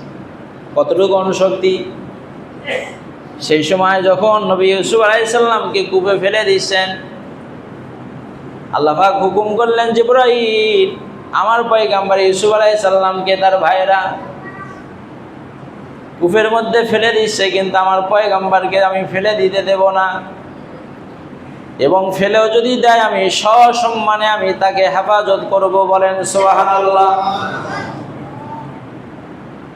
ওই সময় আমি জিবরাইল জমিনে তো না, প্রথম আসমানেও আমি ছিলাম না, দ্বিতীয়, তৃতীয়, চতুর্থ, পঞ্চম, ষষ্ঠ, সপ্তম আসমানেও না। সপ্তম আসমান ভেদ করে তারপরে মহাকাশ, মহাবিশ্ব আলমে জাবারুত, সিদরাতুল মুনতাহা, সেইখানে আমি বিশেষ দায়িত্বে ছিলাম। কোথায় সিদরাতুল মুনতাহার, কোথায় জমিনের উপরে ইয়াকুব আলাইহিস সালামের পুত্ররা ইউসুফ আলাইহিস সালামকে কূপে ফেলে দিয়েছে। আল্লাহ হুকুম করলেন, জিবরাইল, আমার পয়গম্বরের একটি পশম যেন কূপের পানিতে স্পর্শ না করে। কিন্তু আমি সিদরাতুল মুনতাহা আর জমিনে এইখানে হলো কূপে ফেলে দেওয়া হচ্ছে। জিবরাইল সাল্লাম বলেন, আমার 600 ডানা ব্যবহার করা লাগে নাই, একটা ডানার উপরে ভর করে আমি এত জোরে উড়াল দিলাম, 10 ভাই মিলে যখন ইউসুফ আলাইহিস সালামকে কূপে ফেলে দিলেন, ফেলে দেওয়ার পর কূপের তলদেশে যাইতে কয় ঘন্টা সময় লাগবে? এখন না কেন কথা কি বোঝা যাচ্ছে? এটা মনে করেন যে কূপ, এখান থেকে কিছু ফেলে দিলাম, দেওয়ার সাথে সাথেই চলে যাবে না, 1 নিমিষের মধ্যে, 1 নিমিষের মধ্যে কূপের সেই পানির উপরে চলে যাবে। জিবরাইল আলাইহিস সালাম বলেন, দুনিয়ার মানুষ শোনো, ভাইরা ফেলে দিল, আমি থাকলাম সিদরাতুল মুনতাহায়। ওখান থেকে এসে নবী ইউসুফ আলাইহিস সালামকে ফেলে দেওয়ার পর আমার ওই ডানাটা কূপের মধ্যে গিয়ে পানির উপরে বিছায়া দিলে নবী ইউসুফ আলাইহিস সালামের একটা পশম পর্যন্ত কূপের পানি স্পর্শ করতে পারে না। ইয়া রাসূলুল্লাহ, ইয়া হাবিবাল্লাহ, ওগো বেহেশতি নবী আমার, আল্লাহ তো আমাকে এই ক্ষমতা দিয়েছেন, অতএব আপনার নাতিদয় যারা জান্নাতের যুবকদের ইমাম, যাদেরকে আপনার স্বয়ং আল্লাহ ভালোবাসেন, আপনি ভালোবাসেন, এবং কিয়ামত পর্যন্ত যারা তাদেরকে ভালোবাসবে, মহান আল্লাহ পাক ভালোবাসবেন আপনার বেহেশতি জবানে শুনেছি। সুবহানাল্লাহ। অতএব আমার কোনো কষ্ট হয় নাই, তাছাড়া কষ্ট কেন হবে? আমরা তো তাদের খাদেম, আল্লাহ আমাদেরকে খাদেম হিসেবে নির্বাচন করেছেন। ইয়া রাসূলুল্লাহ, ইয়া হাবিবাল্লাহ, ওই দিনের কথা কি স্মরণ নেই যেই দিন খাতুনে জান্নাত আপনার কলিজার টুকরি, এই ইমামদয়ের আম্মা জান, তাম পৃথিবীর মায়েদের যিনি মা হবেন, রমণী হবেন, নেতৃত্ব দেবেন জান্নাতের মধ্যে, জোরে বলেন আল্লাহু আকবার। উনি নামাজে দণ্ডায়মান, নামাজে দাঁড়িয়ে গেছেন, আর কলিজার টুকরো সন্তান 2 জন তাদেরকে পাশে শুয়ে রেখেছেন। প্রচণ্ড গরমে আমরা এয়ার কুলার ব্যবহার করি, বৈদ্যুতিক পাখা আছে, বৈদ্যুতিক পাখা যেন 24 ঘন্টা 24 আওয়ার জন্য মাথার উপরে ঘোরে, তার জন্য বিদ্যুৎ বিভ্রাট দেখা দিবে, সেই জন্য আমরা সৌর বিদ্যুৎ, এরপরে আমরা অত্যাধুনিক ব্যবস্থাপনা আইপিএস রেখেছি, যাতে কখনো আপনার ফ্যানের বাতাস থেকে যেন আলাদা না হই। বেহেশতি নবী সাহাবায়ে কেরামদের জীবনে এই ধরনের কোনো সুযোগ ছিল না। প্রচণ্ড গরম, প্রচণ্ড উত্তাপের মধ্যে ঘর্মাক্ত হয়ে যাচ্ছে, তারপরেও নামাজ রোজা দিনের কোনো কর্ম তাদের কখনো আপনার পিছপা হন নাই। বেহেশতি রমণী নামাজে দণ্ডায়মান, কলিজা টুকরো 2 সন্তান পাশে শায়িত। জিবরাইল সাল্লাম বলেন, ইয়া রাসূলুল্লাহ, ইয়া হাবিবাল্লাহ, সন্তান দুটো গরমের প্রচণ্ড আপনার তাপে তারা যখন ছটফট করতেছিল, মহান আল্লাহ পাক আমাদের নির্দেশ দিয়েছিলেন, আমি জিবরাইল ওই সময় মাঝে মাঝে এই জান্নাতি মেহমানদেরকে আমি পাখা দিয়ে বাতাস করেছি। আমরা তো তাদের খাদে, তাদের সেবায় নিয়োজিত।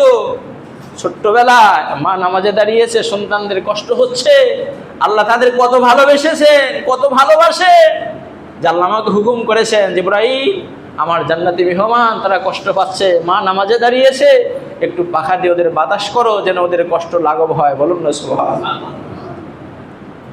সেই জান্নাতি মেহমান তাদের প্রতি যারা মহব্বত ভালোবাসা দেখাবে আমি আশুরায় মাহে মুহররমে, নিঃসন্দেহে এই ভালোবাসা আমার রাসূলের প্রতি প্রদর্শন করা হবে। আর এই মহব্বত ভালোবাসা আমার রাসূলের প্রতি প্রদর্শন হওয়ার কারণে স্বয়ং আমার আল্লাহ তাদেরকে ভালোবাসবেন। জোরে বলেন না মারহাবা। প্যারা হাজিরিন, রাসূল কারীম সাল্লাল্লাহু আলাইহি ওয়াসাল্লাম তিনি আমার নবীজির কলিজার টুকরো তৌহিদ হৃদয়ের কারবালার সেই মর্মান্তিক, সেই করুণ দৃশ্য তিনি স্বচক্ষে দেখেছিলেন। সুনানে জামিউ তিরমিজি শরীফ, সুনানে তিরমিজি খুললে পাবেন, সহিহ সনদে বর্ণনা করা হয়েছে যে সালমা রাদিয়াল্লাহু তাআলা আনহা থেকে বর্ণিত, তিনি বলেন, আমি একদা উম্মে সালমা রাদিয়াল্লাহু তাআলা আনহার কাছে উপস্থিত হলাম। অতঃপর দেখি উম্মে সালমা রাদিয়াল্লাহু তাআলা আনহা তিনি কান্না করতে আসেন। আমি জিজ্ঞাসা করলাম, ও আল্লাহর খাস বান্দি, আমাদের মা, আপনি কেন কাঁদছেন? আম্মাজান বলেন, কান্নার রহস্য হলো, আমি একটু আগেই খাবে দেখলাম, স্বপ্নে দেখলাম বেহেশতি নবীজি তার মাথা মোবারক এবং দাড়ি মোবারক ধুলায় আপনার মলিন হয়ে গেছে। আমি জিজ্ঞাসা করলাম, হুজুর আপনার মাথা মোবারক এবং দাড়ি মোবারকে কেন এরকম ধুলা মলিন হয়ে গেছে? ধুলায় কেন এরকম আবৃত হয়ে গেছে? ও সালমা শোনো, আমি নবীজিকে জিজ্ঞাসা করলে নবীজি তিনি স্পষ্ট জবাব দিলেন, সালমা রে, এই মুহূর্তে আমি কারবালার ময়দানে গিয়েছিলাম, আমার চোখের সামনে দেখলাম আমার কলিজার টুকরা হুসাইন রাদিয়াল্লাহু তাআলা আনহু কারবালায় শহীদ হয়ে গেলেন। কারবালায় শহীদ হয়েছে ইমাম হুসাইন রাদিয়াল্লাহু তাআলা আনহু, আমার নবীজি তা স্বচক্ষে দেখেছেন। বলুন না সুবহানাল্লাহ। এটা অখেয়া নয়, কাহিনী নয়, কোনো ঐতিহাসিকদের কথা নয়, সরাসরি হাদিস শরীফ এবং সহিহ সনদের বর্ণনা করা। জামিউ তিরমিজি শরীফের মধ্যে রাসূল পাক সাল্লাল্লাহু আলাইহি ওয়াসাল্লাম তিনি স্বয়ং স্বচক্ষে দেখেছেন। এখন প্রশ্ন হলো যে রাসূল পাক সাল্লাল্লাহু আলাইহি ওয়াসাল্লাম দেখলেন, সেখানে উপস্থিত হলেন, তারপরে ইমাম হুসাইন রাদিয়াল্লাহু তাআলা শহীদ হলেন সপরিবারে ৭২ জন এরকম আহলে বায়াতের সদস্য সহ। সম্মানিত হাজরিন, ইয়াউমে আশুরা মুহররমের 10 তারিখে আল্লাহ সুবহানাহু ওয়া তাআলা প্রায় পয়গম্বর আলাইহিস সালাতু ওয়াস সালামদেরকে আল্লাহ রহমত করুণা দিয়ে তাদেরকে অনেক নিয়ামতের হকদার করেছেন। নবী আদম আলাইহিস সালামের দোয়া আল্লাহ কবুল করেছেন। মুসা আলাইহিস সালামকে আল্লাহ পাক ফিরআউনের সেই জুলুম থেকে আল্লাহ মুক্তি দিয়েছেন। ইউনূস আলাইহিস সালামকে মাছের পেট থেকে, এরকম করে অসংখ্য আল্লাহ নিয়ামত দান করেছেন। সবাই পেয়েছে আর আমার নবী দিয়েছে। জোরে বলবেন না সুবহানাল্লাহ। সবাই পেয়েছে, আমার নবী দিয়েছেন। কথাটা কেমন হলো? এই দিনে সবাই পেয়েছে, জুলুম থেকে আল্লাহ বাঁচায় দিয়েছে, অন্ধকার থেকে আল্লাহ আলোর পথ দেখিয়ে দিয়েছে, আল্লাহ পাক দোয়া কবুল করে নিয়েছেন, অনেক ভুল ত্রুটি আল্লাহ মাফ করে দিয়েছেন। কিন্তু আমার নবীজি, তার কলিজা টুকরা জান্নাতি মেহমানেরা, তারা সবাই জীবনকে উৎসর্গ করেছে, তারা শহীদ হয়ে গেছে। তাহলে আমার নবী দেন নাই? আমার নবী সব দিয়েছে। রহস্য কি? রহস্য এখানে, সকল নবী কেউ কিন্তু হাবিবুল্লাহ নয়, কিন্তু আমার রসুল হলেন হাবিবুল্লাহ। অন্যান্য নবী আদম সফিউল্লাহ, ঈসা রুহুল্লাহ, মুসা কালিমুল্লাহ, ইসমাইল জবিহুল্লাহ, ইব্রাহিম খলিলুল্লাহ। আমার নবী মুহাম্মদ রাসূলুল্লাহ সাল্লাল্লাহু আলাইহি সাল্লাম ওয়া হুয়া হাবিবুল্লাহ। বলেন না সুবহানাল্লাহ।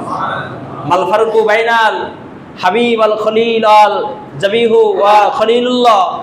এই সমস্ত আপনার সম্পর্কের মধ্যে তফাৎ কি? কয় তফাৎ হলো, পার্থক্য হলো, সবাই আমার আল্লাহকে খুশি করার জন্য তাদের জীবনের সব কিছু উৎসর্গ করেছে।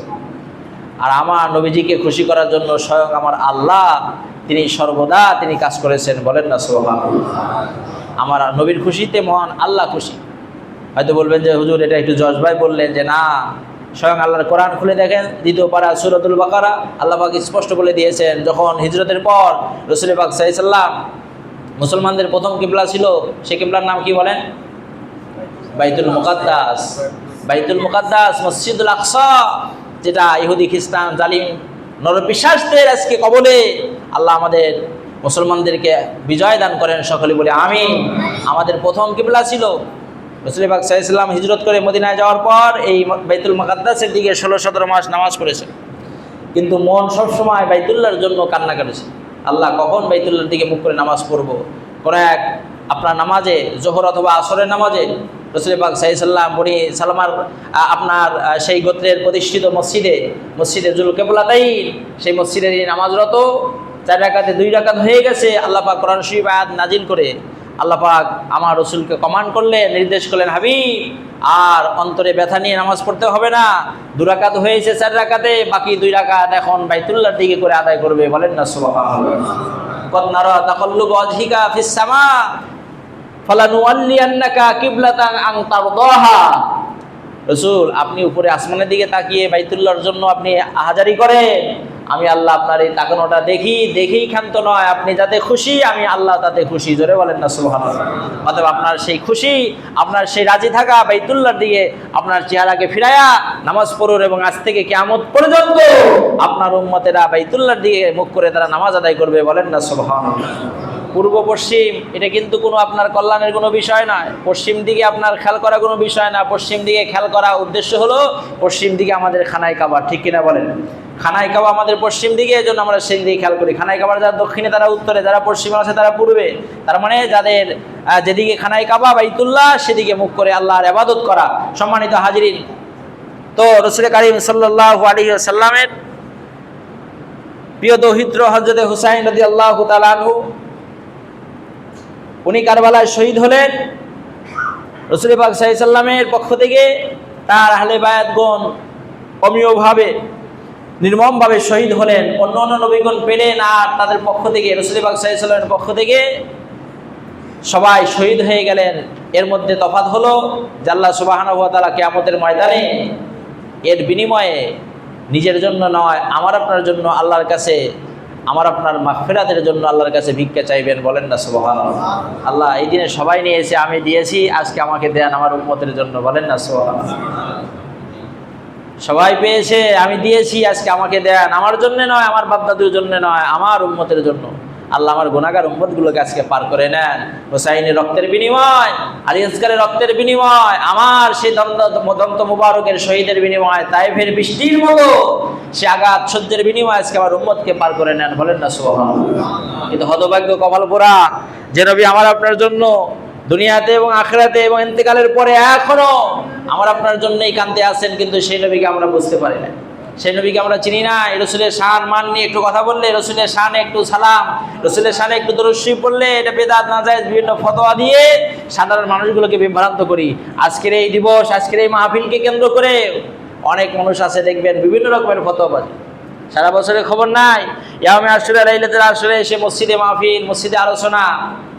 আমি বলি কে ভাই, অন্য সময় যদি 5 জন 10 জন 100 জন 1000 জন মানুষ বসে যদি কোরআন সুন্নাহ আলোচনা করলে যদি সব হয়, এর দ্বারা যদি মানুষের ইমানের যদি নূর তৈরি হয়, ইমান যদি তাজা হয়, এই অসংখ্য বর্ণনা আপনারা দিয়ে মানুষকে বুঝিয়ে আপনারা মাহফিল করতে আসেন, দিনের বয়ান করতে আসেন নামাজ পড়ে, তাহলে অন্য সময় যদি হয় তাহলে এই সমস্ত বরকতি দিবস রজনীতে কোরআনের আলোচনা করলে সেই জান্নাতি জীবন্ত মানুষের আলোচনা যখন করবেন তখন আল্লাহ তাদের রুহানি তাজ্জুব, ফায়েজ, বরকত আল্লাহ আমার আপনার জীবনেও আল্লাহ দান করবেন। বলেন ইনশাআল্লাহ। এই জন্য এই ধরনের দিবস রজনীকে ছোট করে দেখলে অবশ্যই তারা ক্ষতিগ্রস্ত হবে, কোনো সন্দেহ নাই। এমনি বসতে পারে নাই, আসতে পারে নাই, আয়োজন করতে পারে নাই, সেটা ভিন্ন কথা। কিন্তু যদি বাঁকা চোখে দেখা হয়, ভিন্ন যদি আপনার চিন্তায় মাথা নিয়ে যাওয়া হয়, তাহলে ক্ষতি অনিবার্য, কোনো সন্দেহ নাই।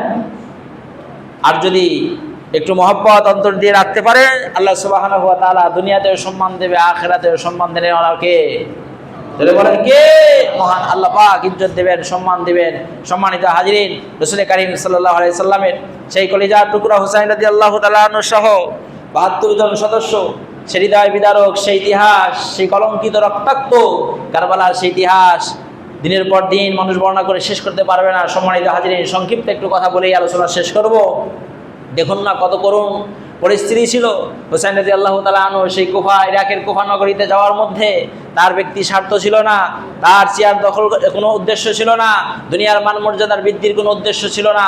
সম্মানিত হাজিরিন, উদ্দেশ্য ছিল একটাই, রাসূলের আদর্শকে পৃথিবীর বুকে চিরদিনের জন্য এই পৃথিবীর বুকে জিন্দা করা, সত্যকে চিরদিন যেন মানুষ স্মরণ করতে পারে, সত্যের উপর মানুষ অবিচল থাকতে পারে, আল্লাহর উপরে বিপদে আপদে মুসিবতে সর্ব অবস্থায় যেন তাওয়াক্কুল করতে পারে, এই শিক্ষাদান করে গেছেন। এবং জুলুম অন্যায়ের সামনে মাথা নত করবে না, হুসাইন রাদিয়াল্লাহু তাআলা আনহু সেই শিক্ষা কারবালায় গিয়ে দেখিয়ে গেছেন। কুফা নগরীর থেকে তাকে আহ্বান করা হয়েছে, আপনি আসুন, আমরা আপনার বায়াত, আপনাকে আমরা ইমাম হিসেবে গ্রহণ করব। এজিদের নেতৃত্ব, তার শাসন, তার কোনো কথা আমরা মানব না। হুসাইন রাদিয়াল্লাহু তাআলা আনহু দেখলেন যে তারা সত্য বিষয় যদি বুঝে আমাকে আহ্বান করে, আমি যদি এখানে সাড়া না দেই, তাহলে কিয়ামতের ময়দানে আমার নানার কাছে আমাকে জবাবদিহি করতে হবে। অতএব ওনারা যখন বলছেন আমি অবশ্যই সেখানে যাব। যাওয়ার পূর্বে প্রতিনিধি পাঠিয়েছিলেন মুসলিম বিন আকিল রহমতুল্লাহ আলাইকে, যিনি ছিলেন তার চাচাতো ভাই।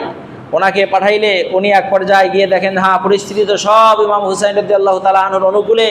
এক পর্যায়ে তার হাতে মানুষ বায়াত গ্রহণ করতে লাগলেন। তার মানে হুসাইন রাদিয়াল্লাহু তাআলা আনহুর পক্ষে প্রায় 40,000, কত হাজার বলেন, 40,000 সমর্থন এসে গেল। আল্লাহু আকবার। 40,000 সমর্থন মানে কি অনেক ব্যাপার।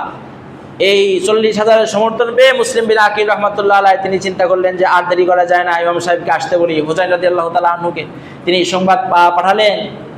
সেই সময় তো টেলিফোন নাই, টেলিগ্রাম নাই, মোবাইল নাই, আপনার ইন্টারনেটের ব্যবস্থাপনা নাই যে তাৎক্ষণিক জানানো হবে। অনেক আপনার কষ্টকে পেরিয়ে আপনার সংবাদ দিতে হতো।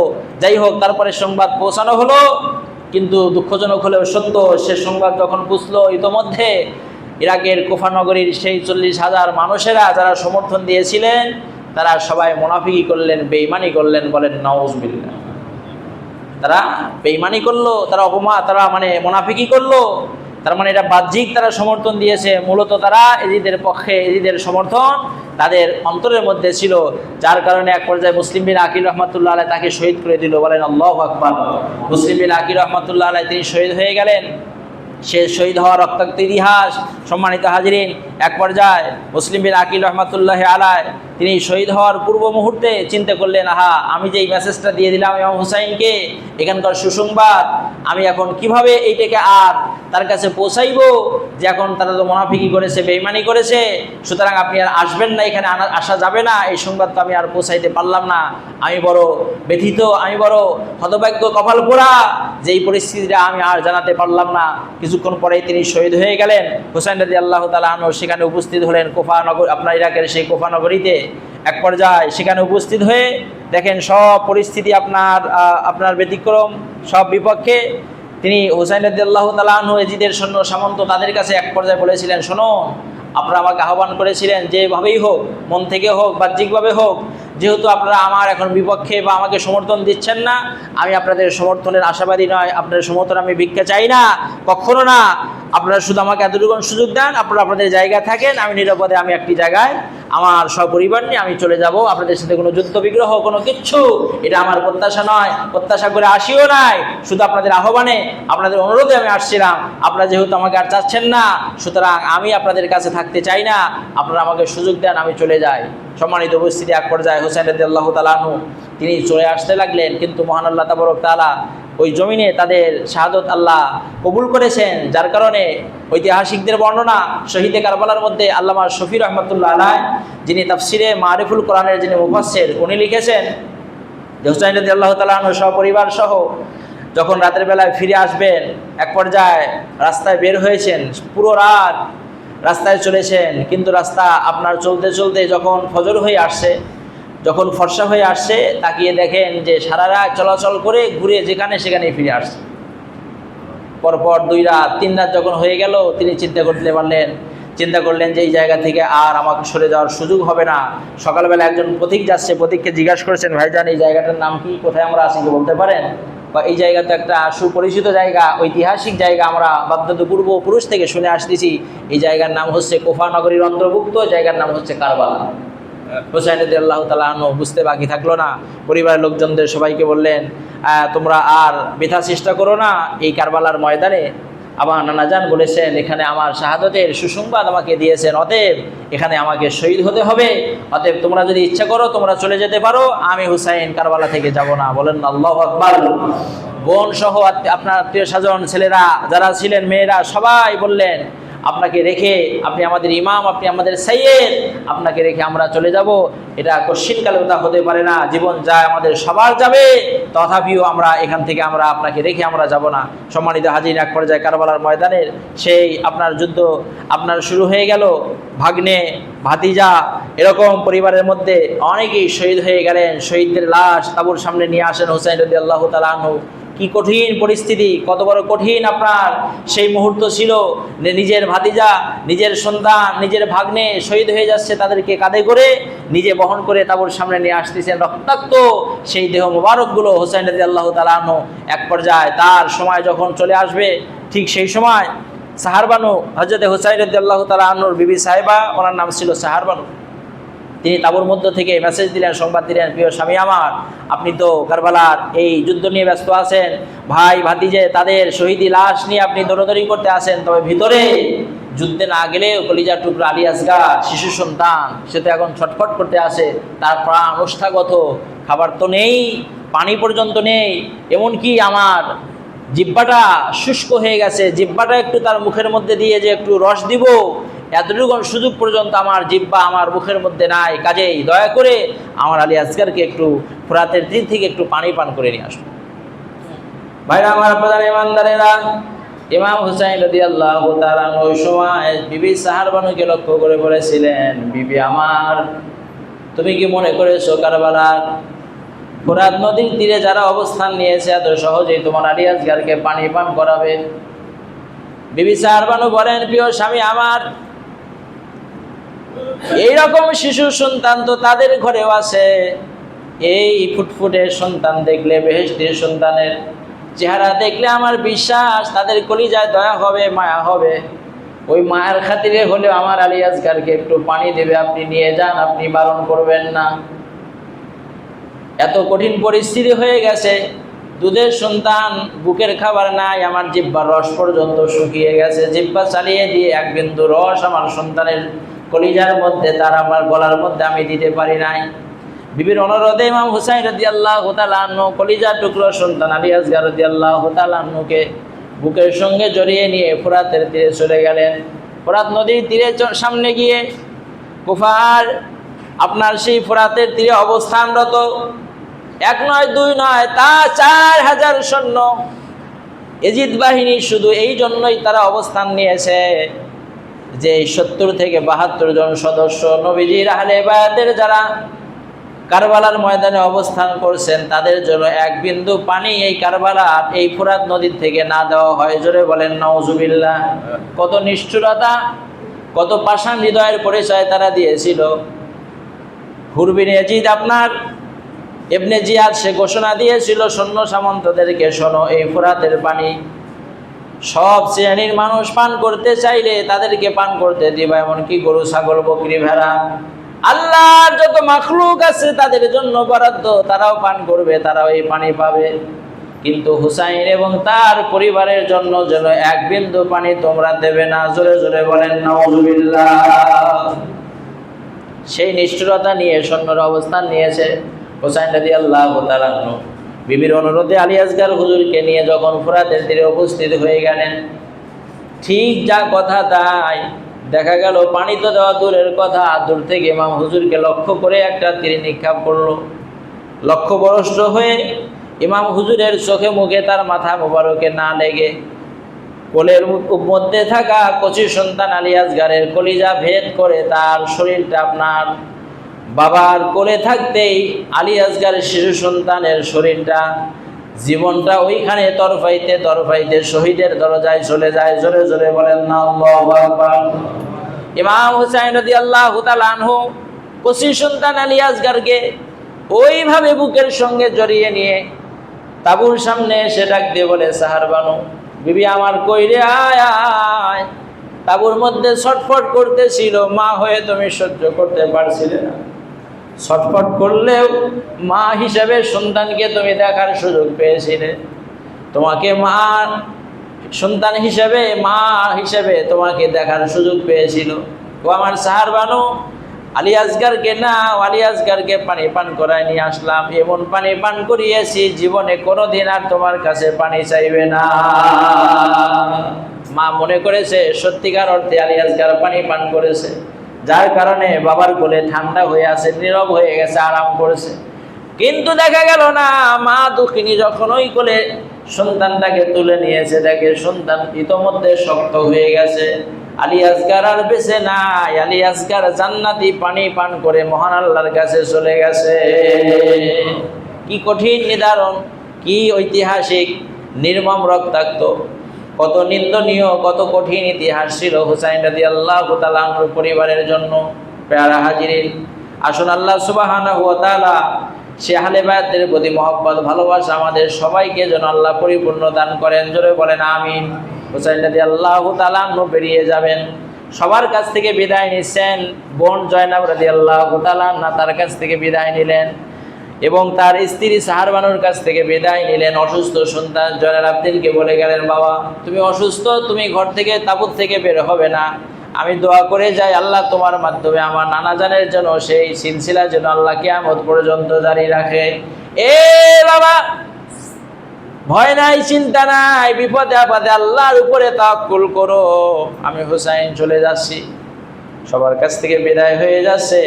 ছোট্ট মেয়ে হযরতে রুবাব রাদিয়াল্লাহু তাআলা আনহা, তিনি দৌড়ে এসে বাবার সামনে হাজির হয়ে যায়। আব্বা যান, এই কঠিন বিপদ মুহূর্তে তাঁবুর সামনে লাশের স্তূপ হয়ে গেছে, রক্তের যেন বন্যা বয়ে যাচ্ছে।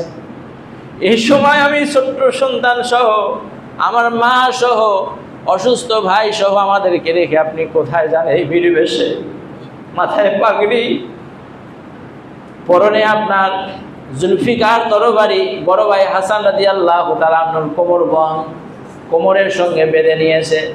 এই পরিবেশে আপনি এই সময় কোথায় যাচ্ছেন আমাদেরকে রেখে? ছোট্ট সন্তান রুবাবকে ইমাম হুজুর টান দিয়ে হাতের উপর করে, কাঁধের উপরে নিয়ে, ডান হাত দিয়ে মাথার উপরে, আপনার পিঠের উপরে আদর করে আর স্নেহ করে। কলিজার টুকরি মেয়ে আমার, বিদায়ের মুহূর্তে কারবালায় যাব, আর যেন ব্যথা দিও না, কষ্ট দিও না। এ আমার কলিজার টুকরি মেয়ে, ধৈর্য ধারণ করো, সান্ত্বনা গ্রহণ করো, দোয়া করে যাই। এই জমিনে যদিও বাবার স্নেহ ভালোবাসা তোমার হলো না, আমি বাবা হিসেবে স্নেহ ভালোবাসা তোমারে দিতে পারলাম না, কিন্তু মহান আল্লাহ পাক জান্নাতের মধ্যে আমাদের সবাইকে জান্নাতি মর্যাদায় আল্লাহ আদর স্নেহ করার সুযোগ দেবে। চলে গেলেন হুসাইন রাদিয়াল্লাহু তাআলা আনহু কারবালার ময়দানে। যুদ্ধ করতে করতে এক পর্যায়ে অনেক নিষ্ঠুর, অনেক পাষাণদেরকে কতল করে নামাজের সময় হয়ে গেল, জোহরের নামাজ।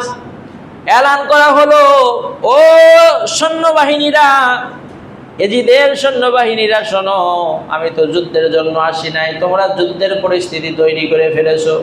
আমি বাধ্য হয়েছি তোমাদের সঙ্গে যুদ্ধ করতে, তবে এখন জোহরের নামাজের সময় হয়ে গেছে, এই সময়টা একটু মুলতবি রাখো, যুদ্ধ কিছু সময় বন্ধ করে দাও, আবার পুনরায় তোমরা যা চাইবে তাই হবে।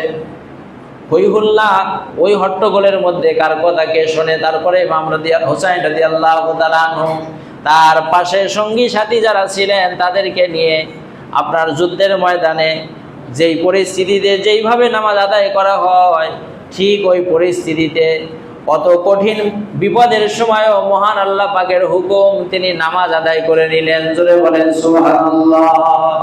জীবন চলে যাচ্ছে কিন্তু নামাজ ছেড়ে দেন নাই, নামাজ আদায় করেছেন। সম্মানিত হাজিরিন, আসুন আমরা সেই হুসাইন রাদিয়াল্লাহু তাআলা আনহুর উত্তরসূরি, আমরা যদি সেই হুসাইনি মোমেনের পরিচয় দিতে চাই, তাহলে আমার অফিসে, আমার ক্ষেত খামার, আমার চাকরি বাকরি, আমার বাড়ি ঘরের যত ব্যস্ততাই থাক, সব উপেক্ষা করে নামাজ পড়তে হবে। কি হবে না?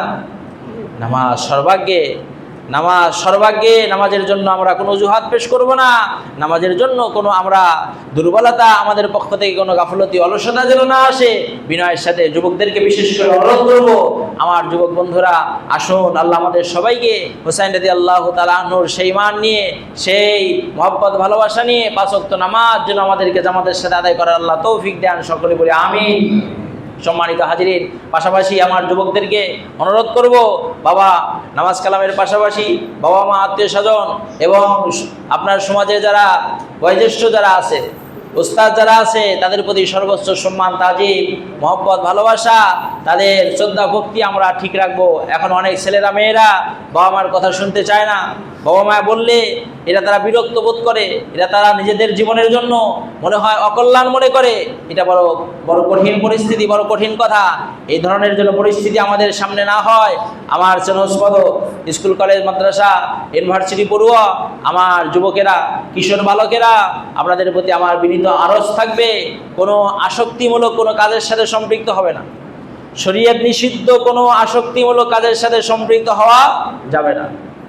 সেটা যেটাই হোক, শরীয়ত নিষিদ্ধ, কোরআন সুন্নাহর নীতি আদর্শের বিপরীত আসক্তিমূলক যত কাজকর্ম আছে, নেশাদ্রব্য যত কিছু আছে, এগুলোর থেকে নিজেদের জীবনকে সম্পূর্ণ পরহেজ করতে হবে। তা না হলে কিন্তু ধ্বংস অনিবার্য, তা না হলে ধ্বংস অনিবার্য। অনেক ছোট্ট ছোট্ট ছেলেরা মেয়েরা 200 পাওয়ারের 300 পাওয়ারের চশমা ব্যবহার করে। কি আছে না নাই বলেন? এই কথা কর না কে? 200-300 পাওয়ারের চশমা ব্যবহার করে। কারণ কি? কারণ একটাই, আগে ছিল টেলিভিশন, তারপরে কম্পিউটারের মনিটর, স্ক্রিন, এখন এগুলো আর লাগে না, এখন প্রত্যেকের হাতে হাতে। বিনয়ের সাথে আরজ করব, বাবা এর প্রতি যদি তুমি আসক্ত হয়ে যাও, তাহলে কিন্তু তোমার ক্ষতি কিন্তু অনিবার্য, যেটা চোখের সামনে তুমি দেখতে পাচ্ছ। তুমি 8 বছর, 10 বছর, 12 বছর, 16 বছরের তুমি সন্তান, বাবা মার সামনে তুমি এখান থেকে তাকাবে, রাস্তা যদি ক্লিয়ার থাকে মারিটালি পর্যন্ত তুমি তাকায় দেখবে, আর তুমি সামনে দেখতে পাচ্ছ না, তুমি 300 পাওয়ারের চশমা ব্যবহার করে তুমি পড়তে বসতেছো, তুমি কাজ করতে বসতে আসো, বাবা মার কলিজায় কত কষ্ট, কত ব্যথা, বিনয়ের সাথে অনুরোধ করবো বাবা এগুলো করা হবে না। শুধু মোবাইল টেলিভিশন আপনার এইগুলো নয়, এমনি আমি বলছি কোরআন সুন্নাহর আপনার নীতি আদর্শের বহির্ভূত, কোরআন সুন্নাহর আপনার বিপরীত, কোরআন সুন্নাহ অনুমোদন করে না এরকম যত আসক্তি আছে সব পরিহার করতে হবে।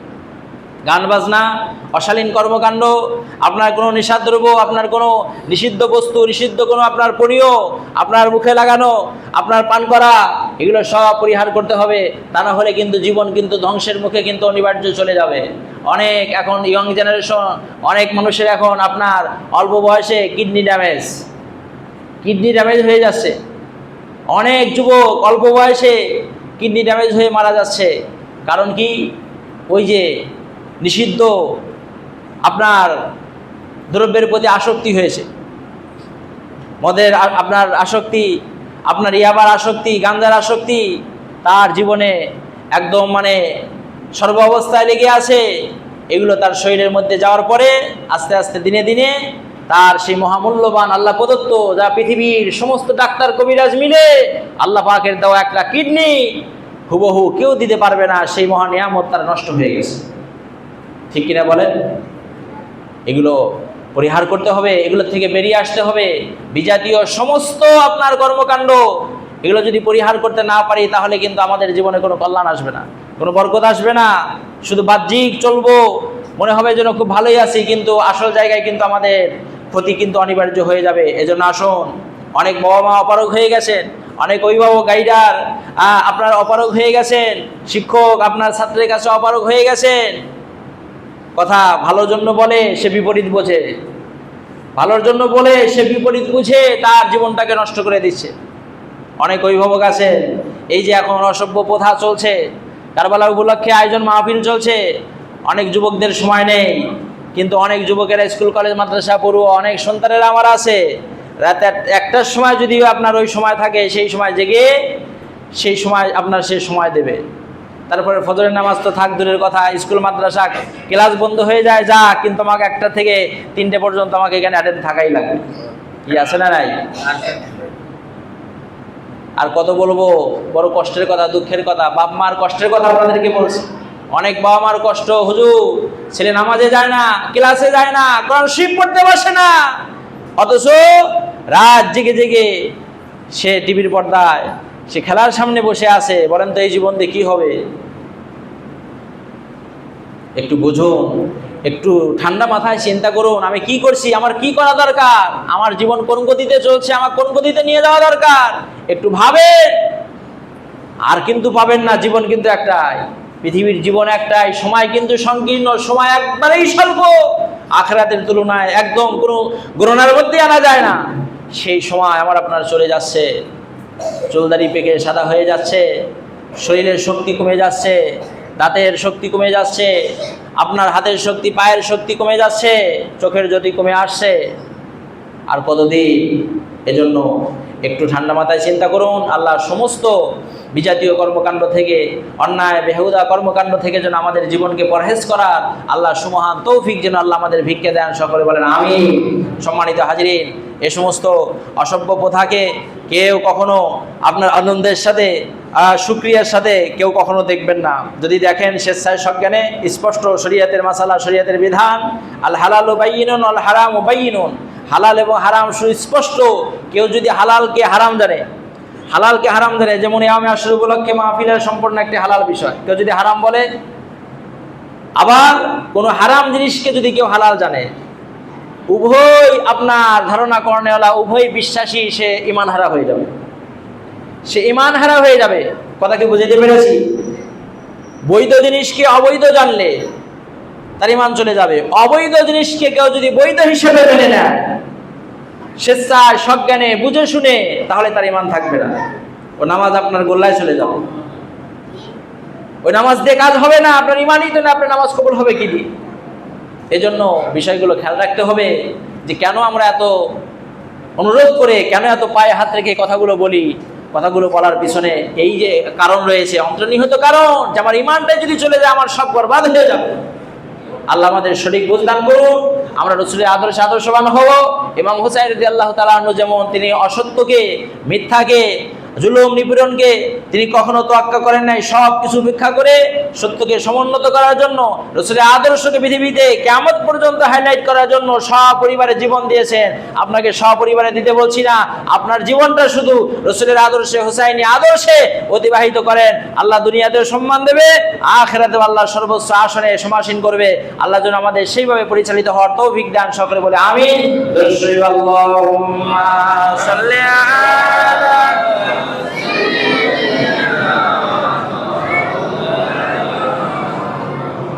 ওয়া আলা আলি সাইয়্যিদিনা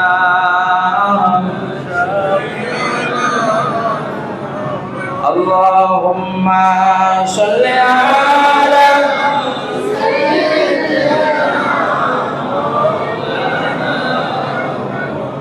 ওয়া আলা আলি সাইয়্যিদিনা শাফিঈনা। হাজিরিন, আসলে অনেকটা রাত হয়ে গেছে, আর নয়, যতটুকু বলা হলো আল্লাহ যেন আমাদেরকে আমল করার তৌফিক দান করেন। সম্মানিত হাজিরিন, এই মাহফিল উপলক্ষে এই যে আমরা কিছু কথা শুনলাম, যে কথাগুলো শুনে আমাদের জীবনটাকে আমরা ইসলামের পথে, দ্বীনের পথে, হুসাইনি ইমানদার মোমেন হওয়ার জন্য আমরা পরিচালনা করার জন্য আমরা ইমানই শক্তি সঞ্চয় করব।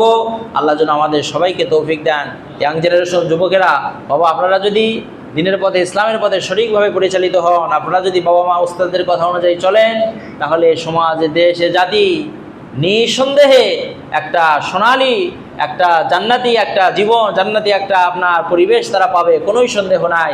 আর আপনারা যদি মিসগাইড হয়ে যান, তাহলে এই সমাজে, দেশে, জাতি কশ্চিনকালেও ভালো আশা কখনো করতে পারবে না।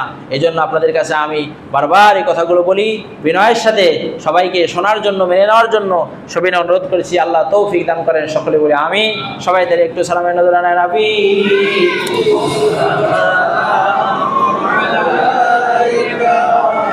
يا رسول سلام عليك يا حبيب سلام عليك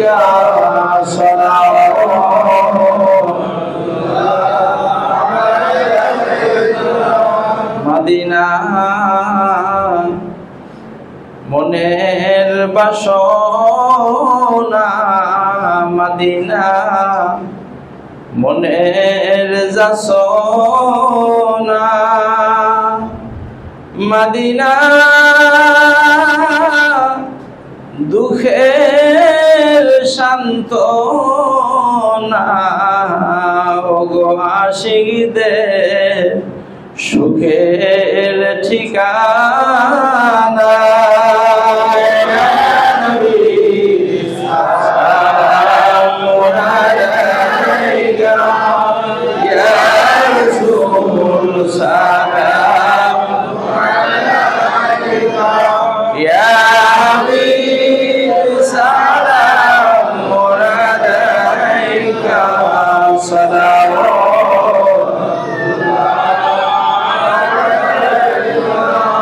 কারবালা ফোরাতের তীরে মা ফাতিমা কলিজা কান্দে রে, দয়া নাই নিষ্ঠুর অন্তরে, পানি দেয়নি আলী আসগরে।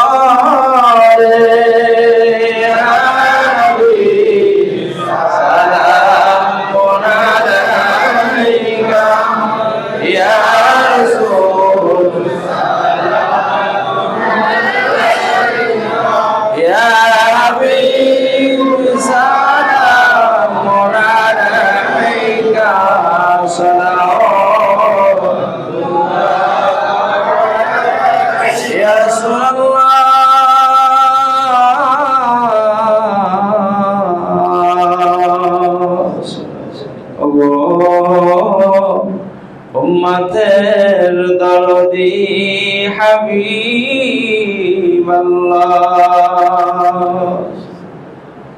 নবী আপনি যে ঘুমান না রাতে, ওই যে দেখা দেন আশিকদের সাথে। কবে যে